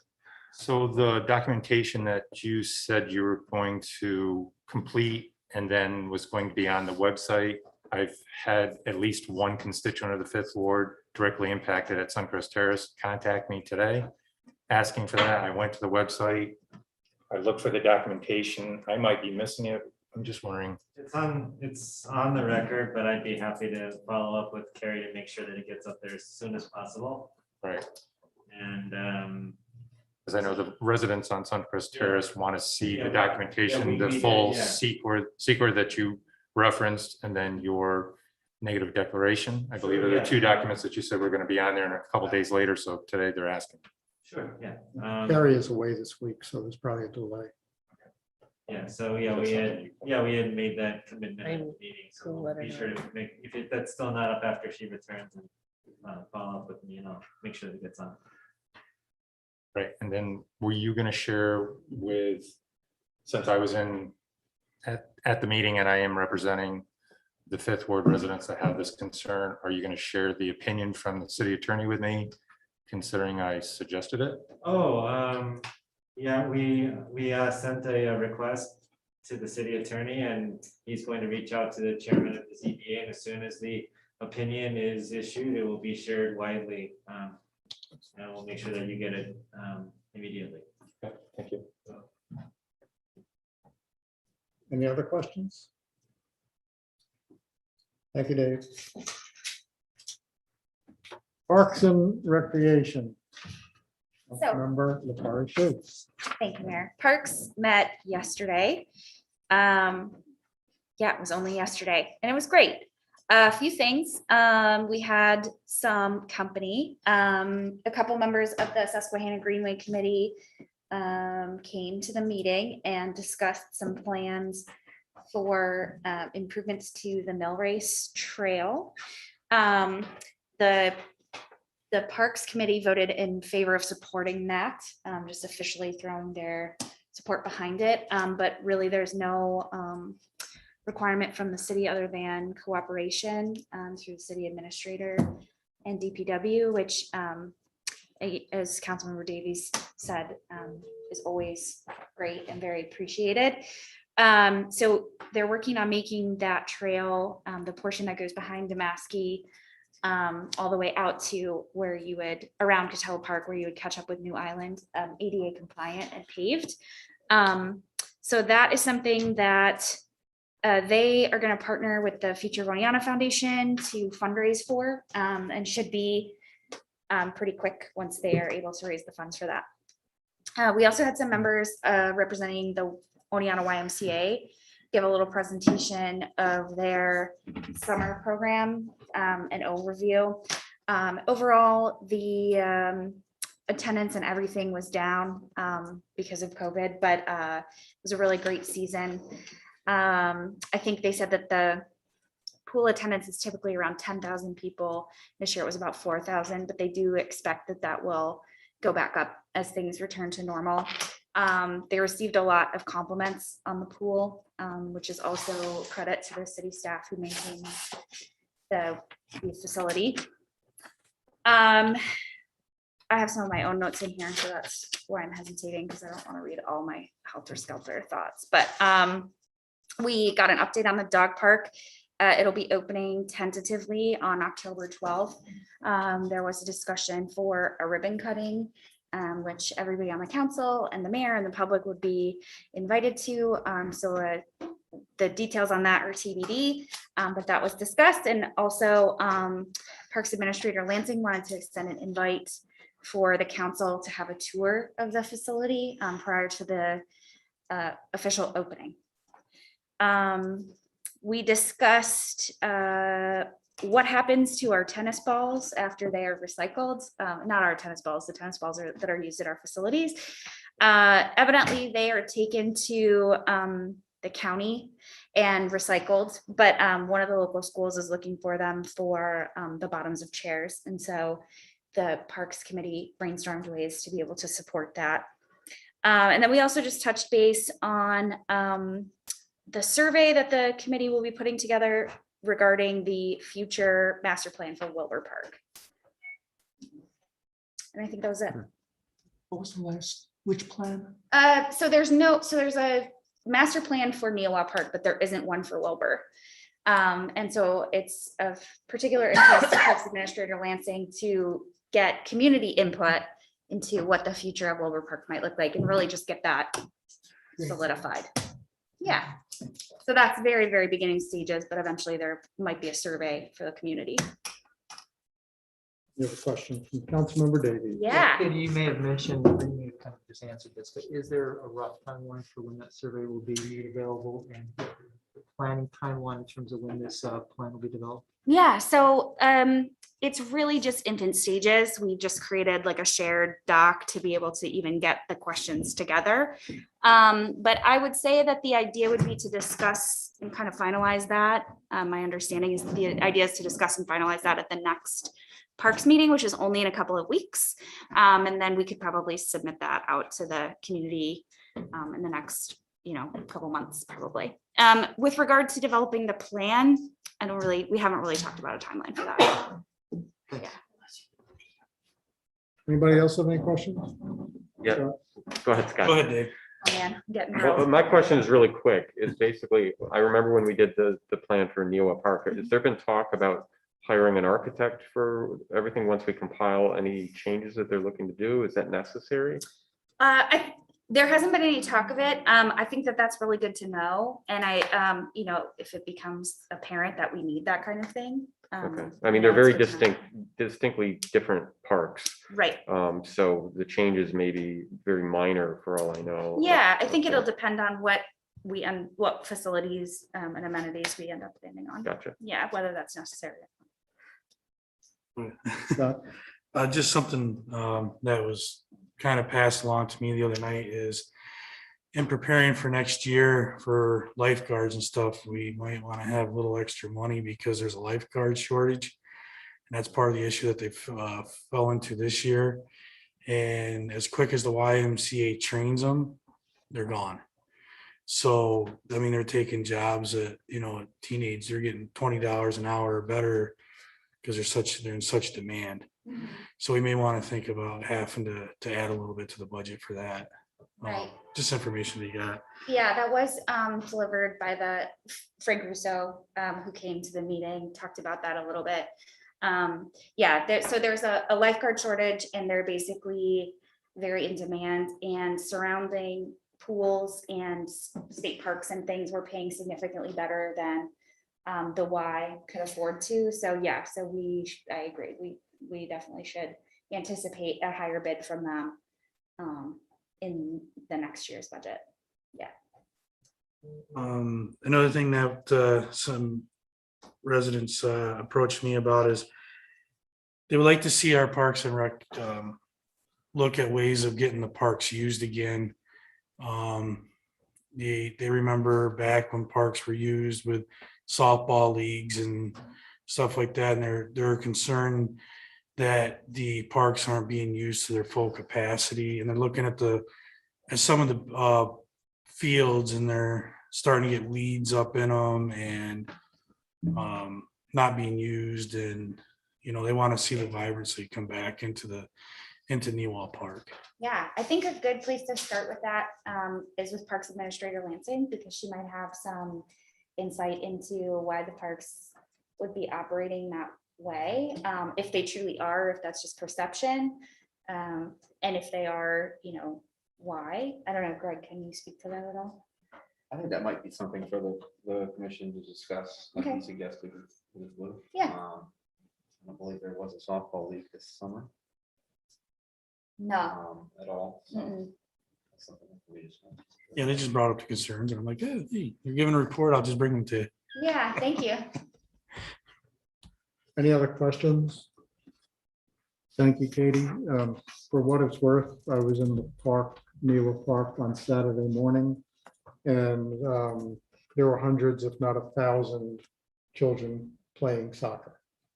Every field was taken. There were cars parked along all of the roads.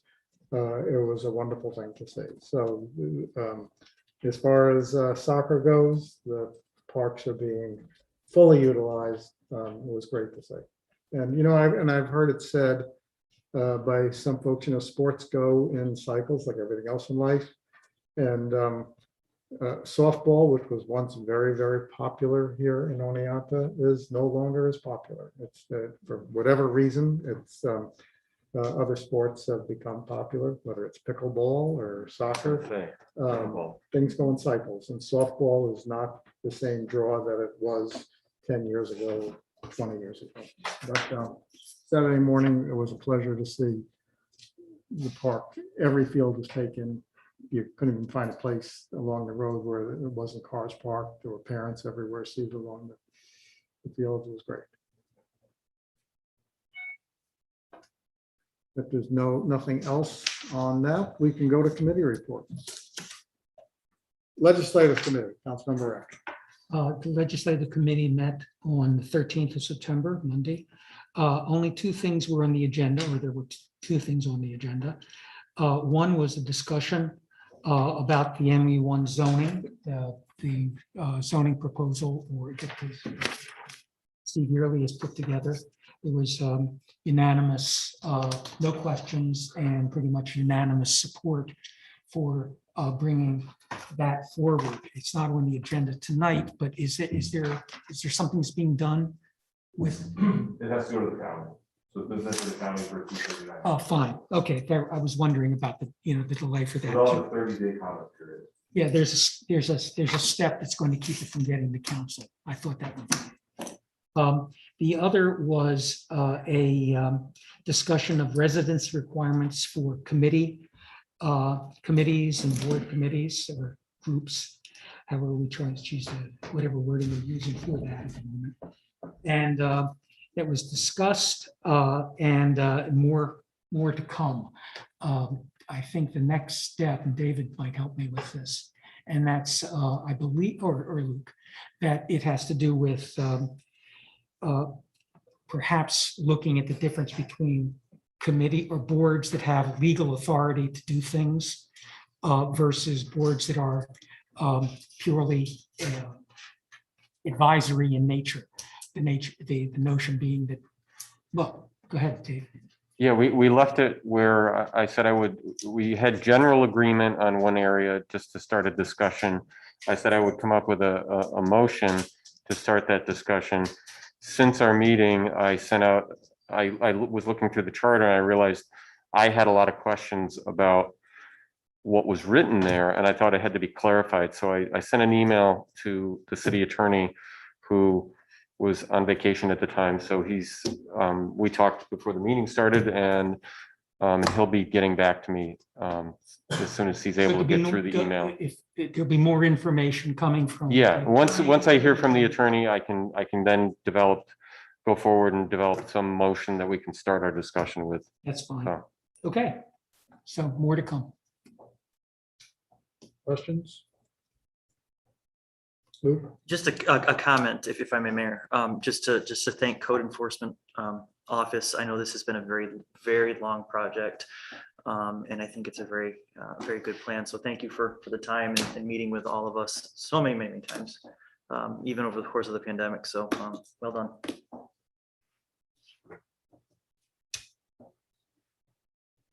I think everybody would agree, Steve did a nice job on that. Your sister-in-law approves. Okay, if there's nothing else, let's go to committee reports. But we already went to committee reports. Legislative committee, we did. We'll go to Finance and Human Resource Committee. Councilman DeCosta. Thank you, Mayor. We also met September 13th. Motions 3 through 10 are before you. Motion 11 is up for discussion. I'll try and answer anybody's questions.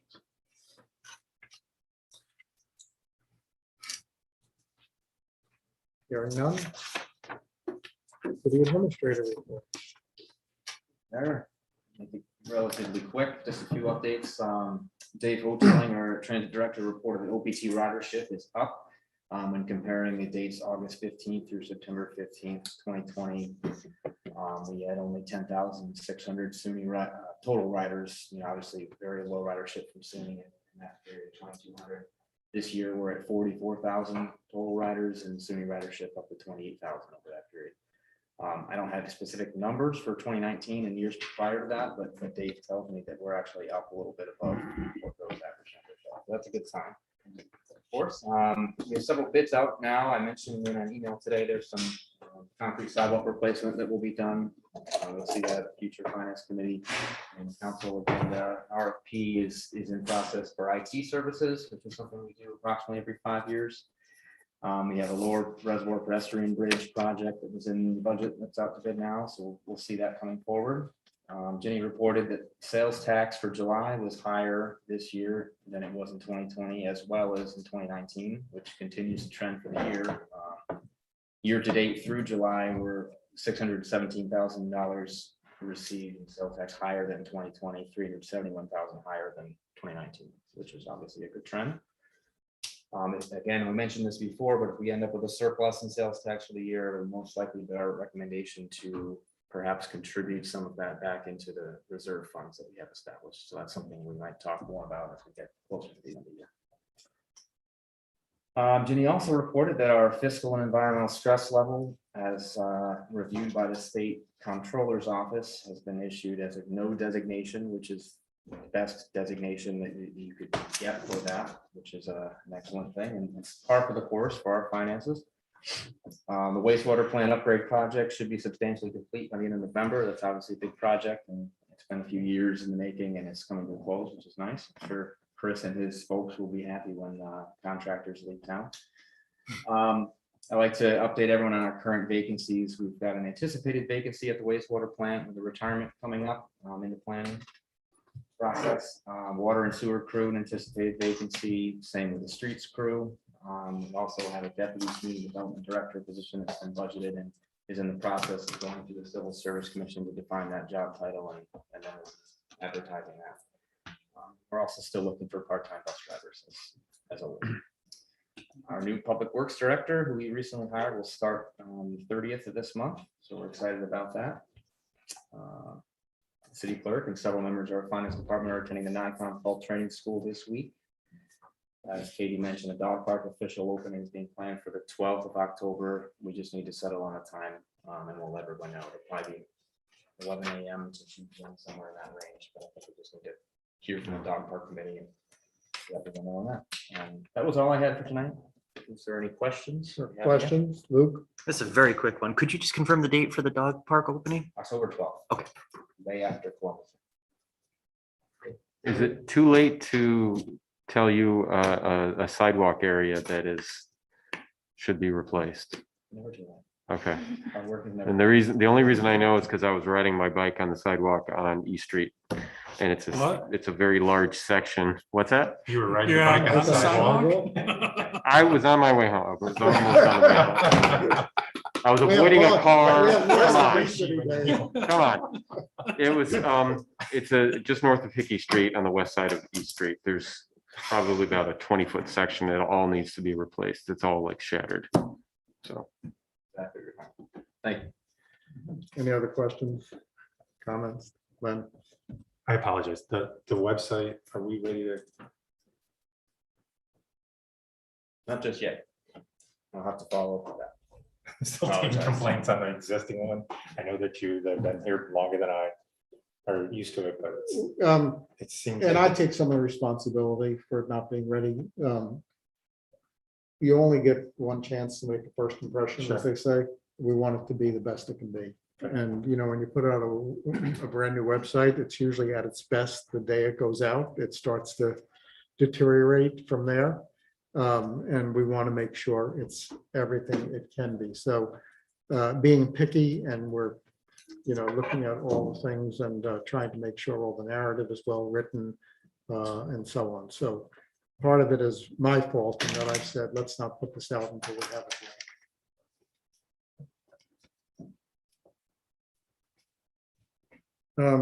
If there's no other questions or comments for Greg, I will say that when I commented to Ginny earlier today that the comptroller said we're stress-free, Ginny said something like, speak for yourself.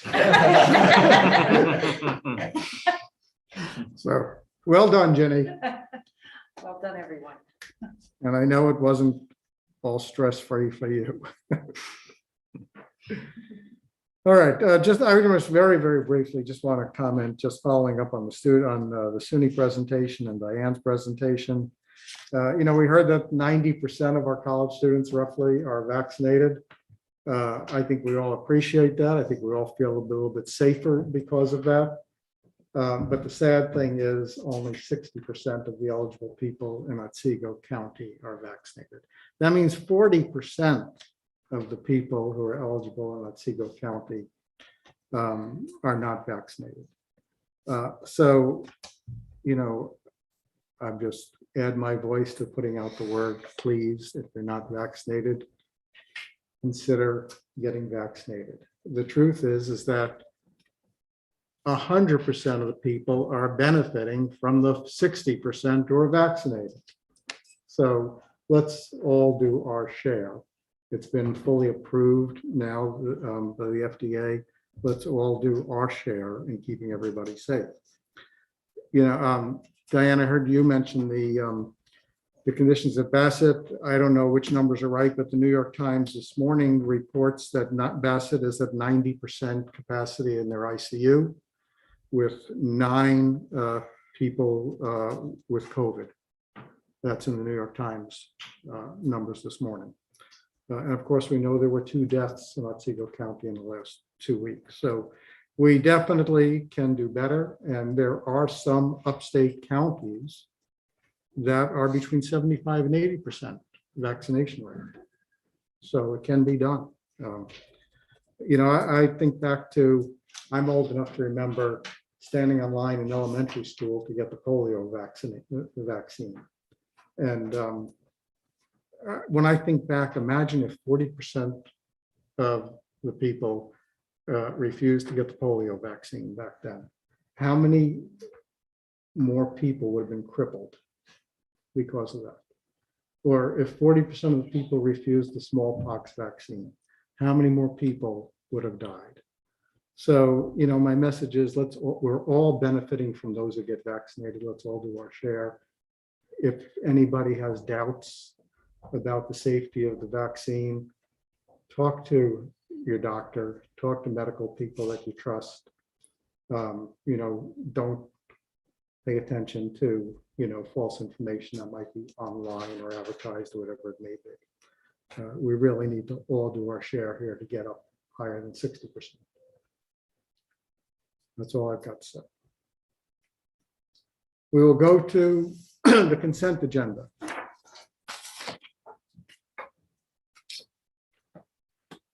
And we have 10 items on the consent agenda.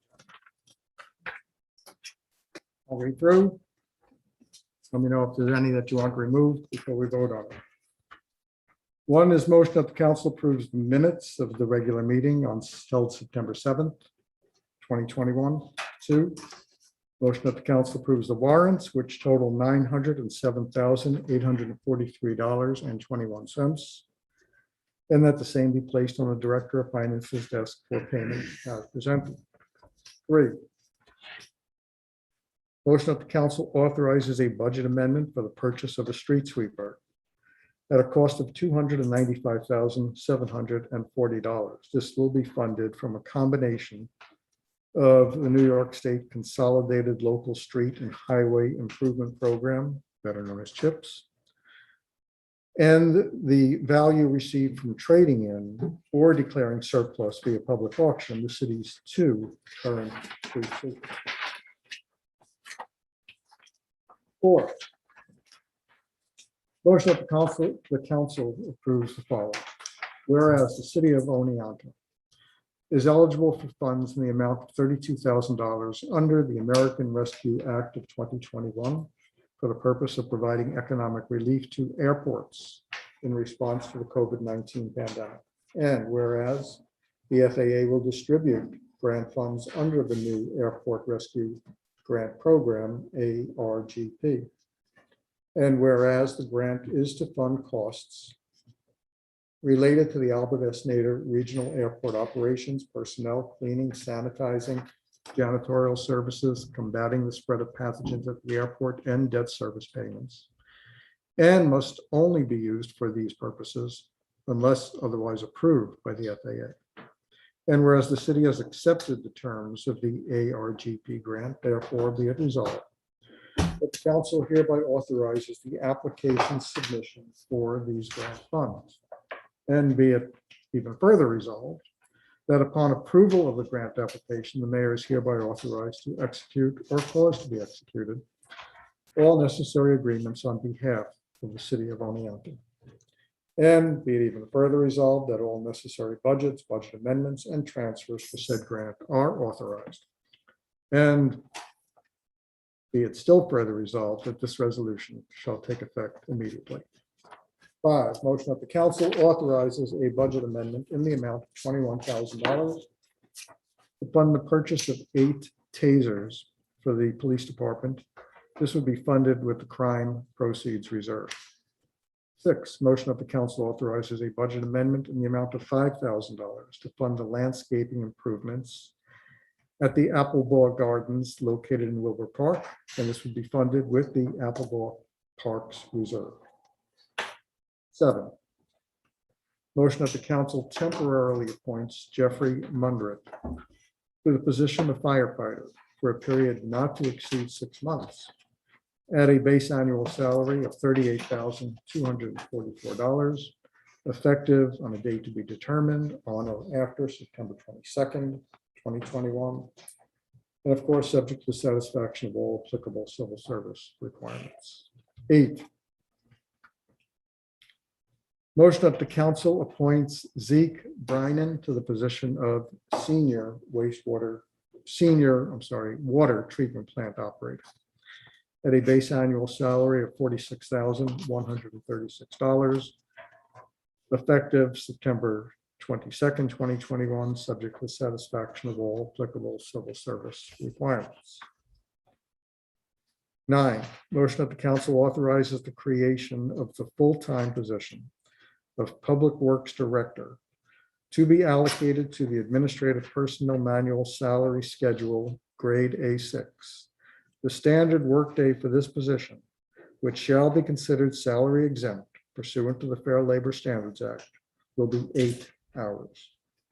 10, motion that the council authorizes the creation of the full-time position of Deputy Public Works Director to be allocated to the Administrative Personnel Manual Salary Schedule A5. The standard workday for this position, which shall be considered salary exempt pursuant to the Fair Labor Standards Act, will also be 8 hours. That concludes the consent agenda. Any requests to remove any of those 10 items? Councilmember Murphy? Number 5. Sorry, I didn't hear you. Number 5. 5. Councilmember Risberger? Number 6.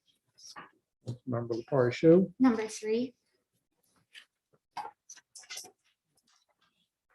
I want this side of the room to feel left out. For the first time, I have nothing to remove. Luke got mine. All right. I was going to say 3, 5, and 6. Okay, so please call the vote on the consent agenda minus motions 3, 5, and 6. Wait, We need a motion. Oh, to approve. thank you. I'll I'll move it. entertain a motion to approve the consent agenda minus items 3, 5, and 6. Motion by Councilmember I'll second. Risberger, second by Councilmember Harrington. Now please call the vote. That's you. Mayor Gary Herzig. I don't vote. Oh, Councilmember Luke Murphy, Aye. Councilmember Mark Davies. Yes. Councilmember David Risberger, Yes.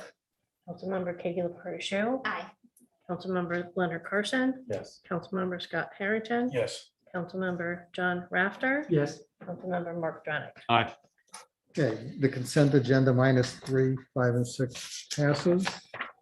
Let's now take those one at a time. Motion 3, this regards the purchase of the street sweeper. Do I have a motion to approve it? Councilmember Murphy, second by Councilmember Risberger. Discussion. Yeah, so I am not a huge fan of street sweepers as a owned apparatus. Because they break a lot and they just, I feel like they're very little bang for their buck. And none of that was necessary for this question, which is, when I read this motion, I just want to make sure, I want to know what the cost, what is my question? 295, 740, that's coming from chips and the trade-in in its entirety, and there's no additional cost. That's correct. The Okay. 295, 740 is the total cost for the sweeper. Okay, We could fund that at 100% with CHIPS funds. Okay. However, we won't need to. We just don't know the exact value of the trade-ins at this point. gotcha. So whatever value we get in return for trading in or surplusing the 2 existing sweepers will reduce the 295, 740 that needs to be funded by. Okay, I won't object. Thank you. Greg, am I correct that one of the street sweepers is not functioning? No, they're both. They're both functional, I believe, last I knew, but. as Right now. Katie mentioned, Barely. you know, Unless you 10+ breathe year-old hard street on one. sweepers are very difficult to maintain. Yeah, okay. All right, thanks. Can I respond to Katie? I'm with you. I had some concerns about this, and Greg will tell you that's lots of questions committee. I think the one that put me kind of over the top in terms of supporting this is that, and Greg, please help me out with the language. We've made a decision to do our the ceiling the way we have, where we put the stone down.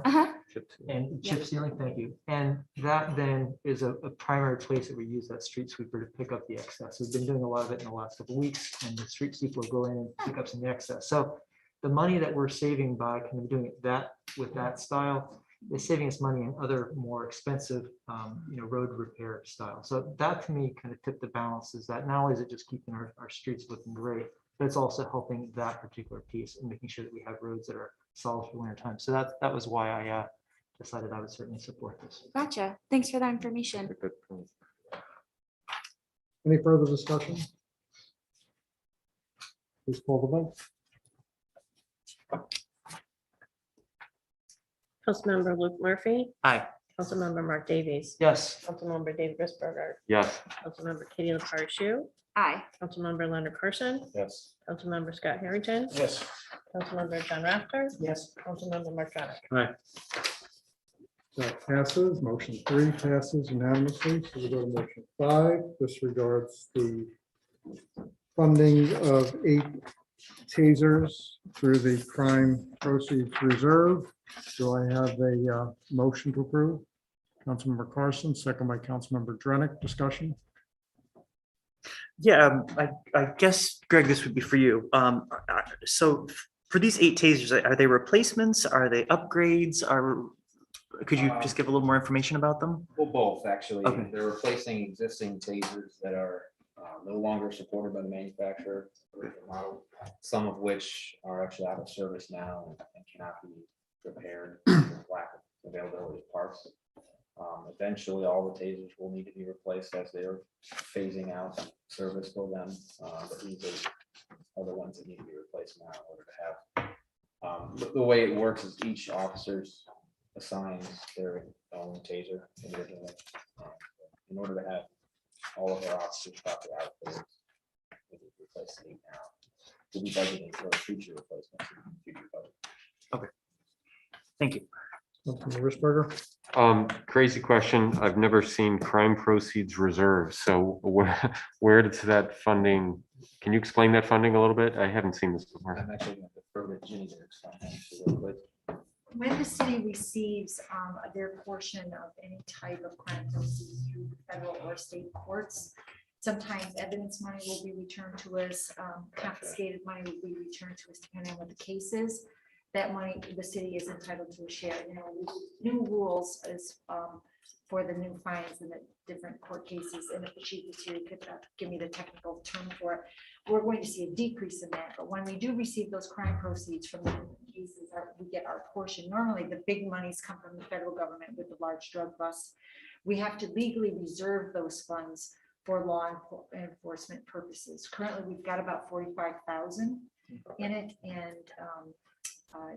so this would be a perfect reason to utilize those funds. Thank you.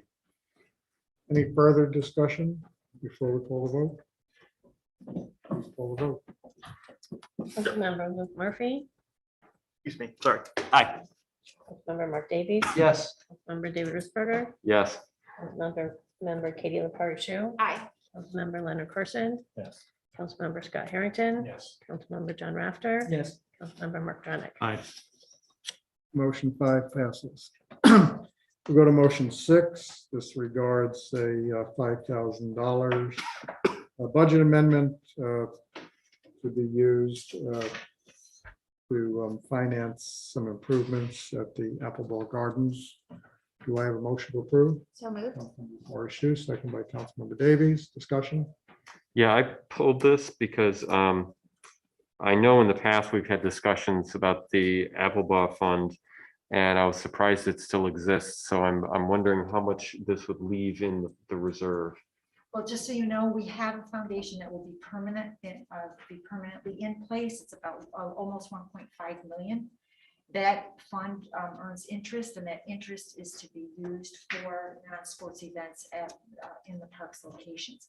Currently, we have about 55,000 in the interest earnings that we're able to use towards different projects that we approve. Okay, great. Thanks. Councilmember Lepari Shu? I just wanted to say that I've had a couple constituents mention to me that garden is very beautiful and has recently fallen into some disrepair. So I'm just really excited that this is on the agenda and it's going to be taken care of. Any further discussion? Let's call the vote, Bonnie. Councilmember Luke Murphy, Aye. Councilmember Mark Davies, Yes. Councilmember David Risberger, Aye. Councilmember Katie LaPartie. Aye. Councilmember Leonard Carson, Yes. Councilmember Scott Harrington, Aye. Councilmember John Rafter. Yes. Councilmember Mark Dronach. Aye. 6 passes unanimously. We have one more motion. This comes from the Human Finance and Resource Committee. I'll read through it. Motion of the council approves the following. Whereas the city of Oneonta shall partner with the town of Oneonta in implementing a complete streets project along State Route 23 and 28 and the James F. Lettuce and Leslie G. Foster highways within the city and town of Oneonta. And whereas the project is aligned with the city and town's complete street goals pursuant to each municipality's comprehensive plan, including pedestrian and bicycle facilities. And whereas the project is estimated to be approximately $8.4 million, requiring an estimated local match of $3.4 million, of which the city and town of Oneonta are committed to funding an estimated $2.3 million and $1.1 million respectively. And whereas the town of Oneonta Board approved a motion dated August 15th, 2018, committing to the town share of the required local match. And whereas the town of Oneonta supervisor provided a letter dated September 17, 2021, confirming the town board's continued commitment and participation in said project. Therefore, be it resolved that the Common Council hereby authorizes a grant application to the New York State Department of Transportation Alternatives Program for said project. And be it further resolved that upon approval of the grant application, the mayor is hereby authorized to execute or cause to be executed all necessary agreements and other associated documents on behalf of the city of Oneonta. And be it further resolved that all necessary budgets, budget amendments, and transfers to said grant are authorized.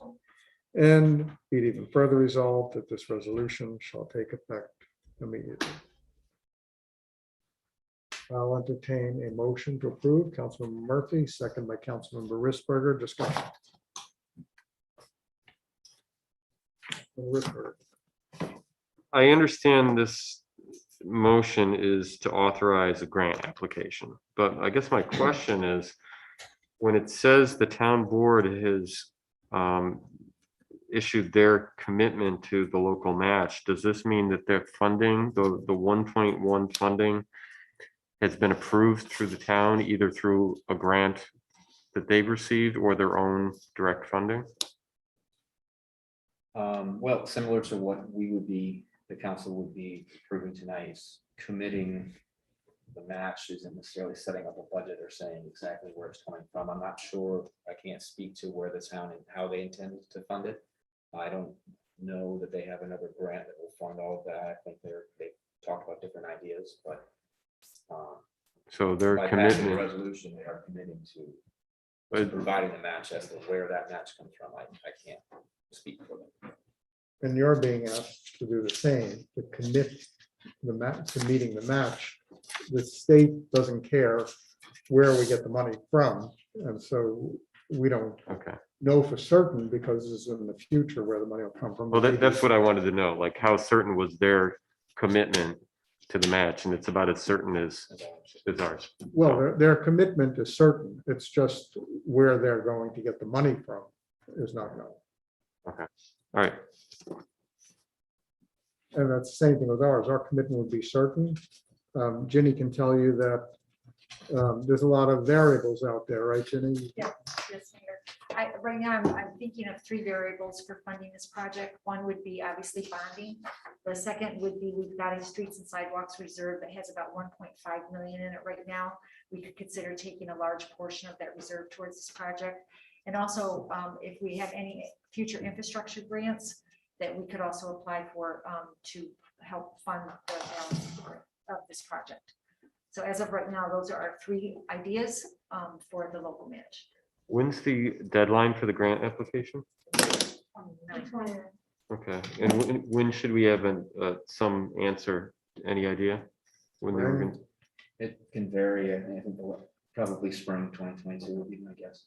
They have in their documents February, but I'd be surprised if that passed. Okay. Last time they took months longer than that. So. All right. Any other further discussions on this? Councilmember Harrington? Dave, just so you know, we had a long conversation in finance about this, and one of my hesitations was taking it out of the streets and sidewalk reserves. We know that I'm not pro bonding, but I said this is a project I think would be good for bonding for the return, overall return and stuff for the city. So that would be one of my strong recommendations. Would be this is a good bonding project for this. Well, I keep thinking of, I've got Mayor Miller's voice in my brain talking about how it's the runway into the city of Oneonta. So I figure any way we get this done is good. So, because I think it needs to be done. Yeah. Councilmember Carson? I just wanted the council to take into consideration. I forgot, Greg, what was the lineal foot of sidewalk / bridge that we were going to be enduring on this? Judy, do you remember what it Linear was? feet, I'm not sure I can quote that, but it'd be the length of Lettuce Highway, which the city portion goes up to the middle of the river, the town, Leslie G. Foster takes over from there. Right. I just want to highlight the fact that, yes, we're saying that we're going to get the money somewheres in the future from where we don't quite know yet, but we also need to take into consideration the legacy costs that will be driven into the budget every year thereafter. So as we're talking about sidewalks up East Street, whether somebody may or may have been on their bicycle on that, saw it happen, we'll have a considerable amount of sidewalk that we'll have to take into consideration for future budgets. Well, Dave said it's a runway, so you can go through the, you can go through the FAA. We're pretty good at getting money out of them. Any further discussion? Please call the vote. Councilmember Murphy. Aye. Councilmember Mark Davies. Yes. Councilmember David Risberger. Yes. Councilmember Katie LaFarge. Aye. Councilmember Leonard Carson. Yes. Councilmember Scott Harrington. Yes. Councilmember John Rafter. Yes. Councilmember Mark Tronick. Aye. Motion passes unanimously. You're pretty good at this, Bonnie. You got all unanimous vote. Maybe something worked. Okay, additional business. We've got a 30-day advance notice or a application for a renew license to serve wine, beer, and cider by Tokyo Japanese Cuisine at 211 Main Street. If there are no objections from any council members, we can notify the State Liquor Authority that we waive the 30-day advance notice requirement. I'm good with I don't hear any objections, so we will notify them that we are waiving the 30-day advance notice. Any other council discussion items? Councilmember Davies. I don't want to prolong this already long meeting, but I was contacted by 3 different residents of the second ward. And they had concerns about the fact that they are seeing students begin to congregate, and this is especially on College Park Drive, in the street, having what was described as one resident. They had a picnic blanket where they were smoking and hanging out. And the residents are really concerned in part because a lot of this is taking place at night and they're coming home and not seeing these students sitting in the middle of the road smoking until quite late. I've contacted Dr. Franklin Chambers to kind of put this on his radar that this is a concern. But I'd also like to ask the legislative committee to maybe look into whether we can put kind of no loitering zones in that particular area. I don't know whether we have loitering laws right now. Whether that's they're unconstitutional. Yes, you can't tell people where they can't be. It's in the public place. You can't say that you're an undesirable person, so you can't stand downtown. Okay. How about trash law? I'm sorry? Trash laws. It's litter. Litter, yeah. Yeah, we have a littering center. Well, then, maybe we need to look at reinforcing those because there's some pretty upset people that they're finding that the trash that's left over by these young people and sitting in the road has just gotten to be out of hand. So I was hoping we might be able to find a way to address that. I guess if we cannot, if they're unconstitutional, we'll have to let the college do their part. Well, sitting in the road has problems. You can't sit in a public way and obstruct traffic. So right. So there may be more than one way to address the issue. I'll bring it up to everyone's attention. Thank you. Any other items of discussion? Councilmember Harrington. Yeah, I got a couple. Greg, this is kind of directed towards you. I heard some people say that, I don't know if there's any truth to this, that once the South Side Water project is completed for the town of Oneonta, that the city of Oneonta has said that we're going to take over doing their meter readings and care of their water distribution and all that stuff. Is there any truth to that, or? There's been discussions. We have monthly shared service meetings with the town of Oneonta, Bob Wood and Jim Verdes. We've had some discussions about possibly reading their meters for them. I think that nothing has come of that just yet. I don't know if there will be. There's still discussions. As far as maintaining the distribution system, we talked a little bit about that, but there's been no requests from the town at this point for that.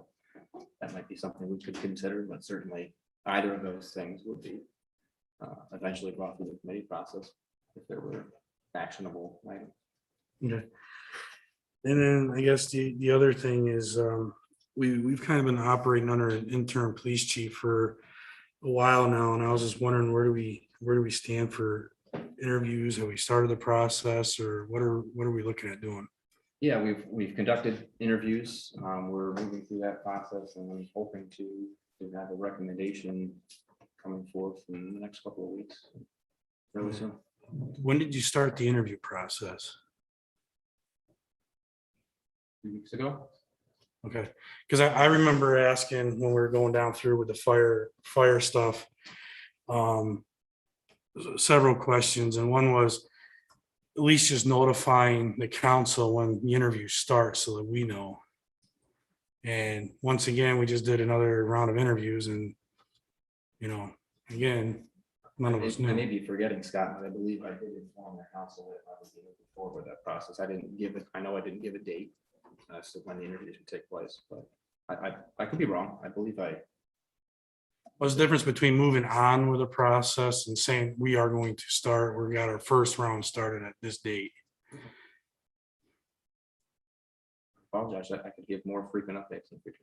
I may not have made myself clear. That's always I get accused of that all the time too, so. But I just would like a date when we start doing the interviews for our department heads, just to say, hey, we're starting on this date to do interviews. Thank you. Can I ask a follow-up question? Just because I just read through while we were discussing the community, is that what they're called? Community Police Board? Yes. It does say in here that a representative from the CPB or the chair would be participating in the chief selection process. It does say that the city administrator is responsible for establishing and carrying out a selection process, and I understand that you may have wanted, because time is of the essence, to go forward with it. I just think that, well, and who knows when we will approve this thing and get the board set up, and it could be forever, but it just seems like it could be a very long time before we have the opportunity to have the community involved in the selection of the police chief. And so the timing of that seems kind of Yeah, and challenging. understanding that obviously we'd like to move forward with filling that position and not have to wait for an unspecified period of time, but understanding that in the spirit of what's been discussed with the CAB, we did reach out and get some community involvement on the interview panel. Oh, cool. So I think, I'll explain all of this in the memo that I send when I send that along to the council, the recommendation. I think you'll be satisfied with the selection panel that was used. I think we can even say that we had two women of color participating in the process. Great, thanks. That was my question.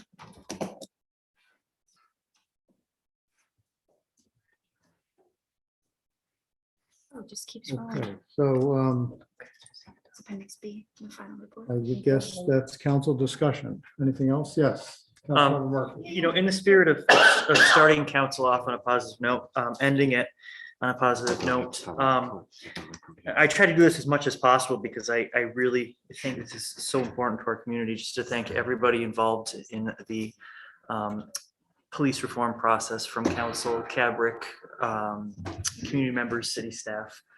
It's been absolutely, as has been said, monumental process, and thanks everybody for giving it due diligence. It's very important for building trust in our community, and just wanted to say thank you as much as possible.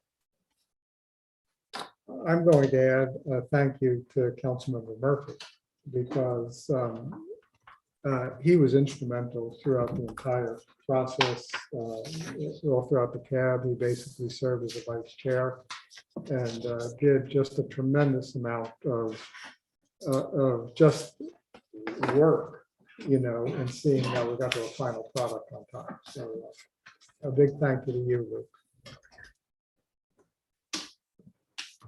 Any other discussion items? Okay, if there are none, correspondence. Were you given any correspondence to read, Bonnie?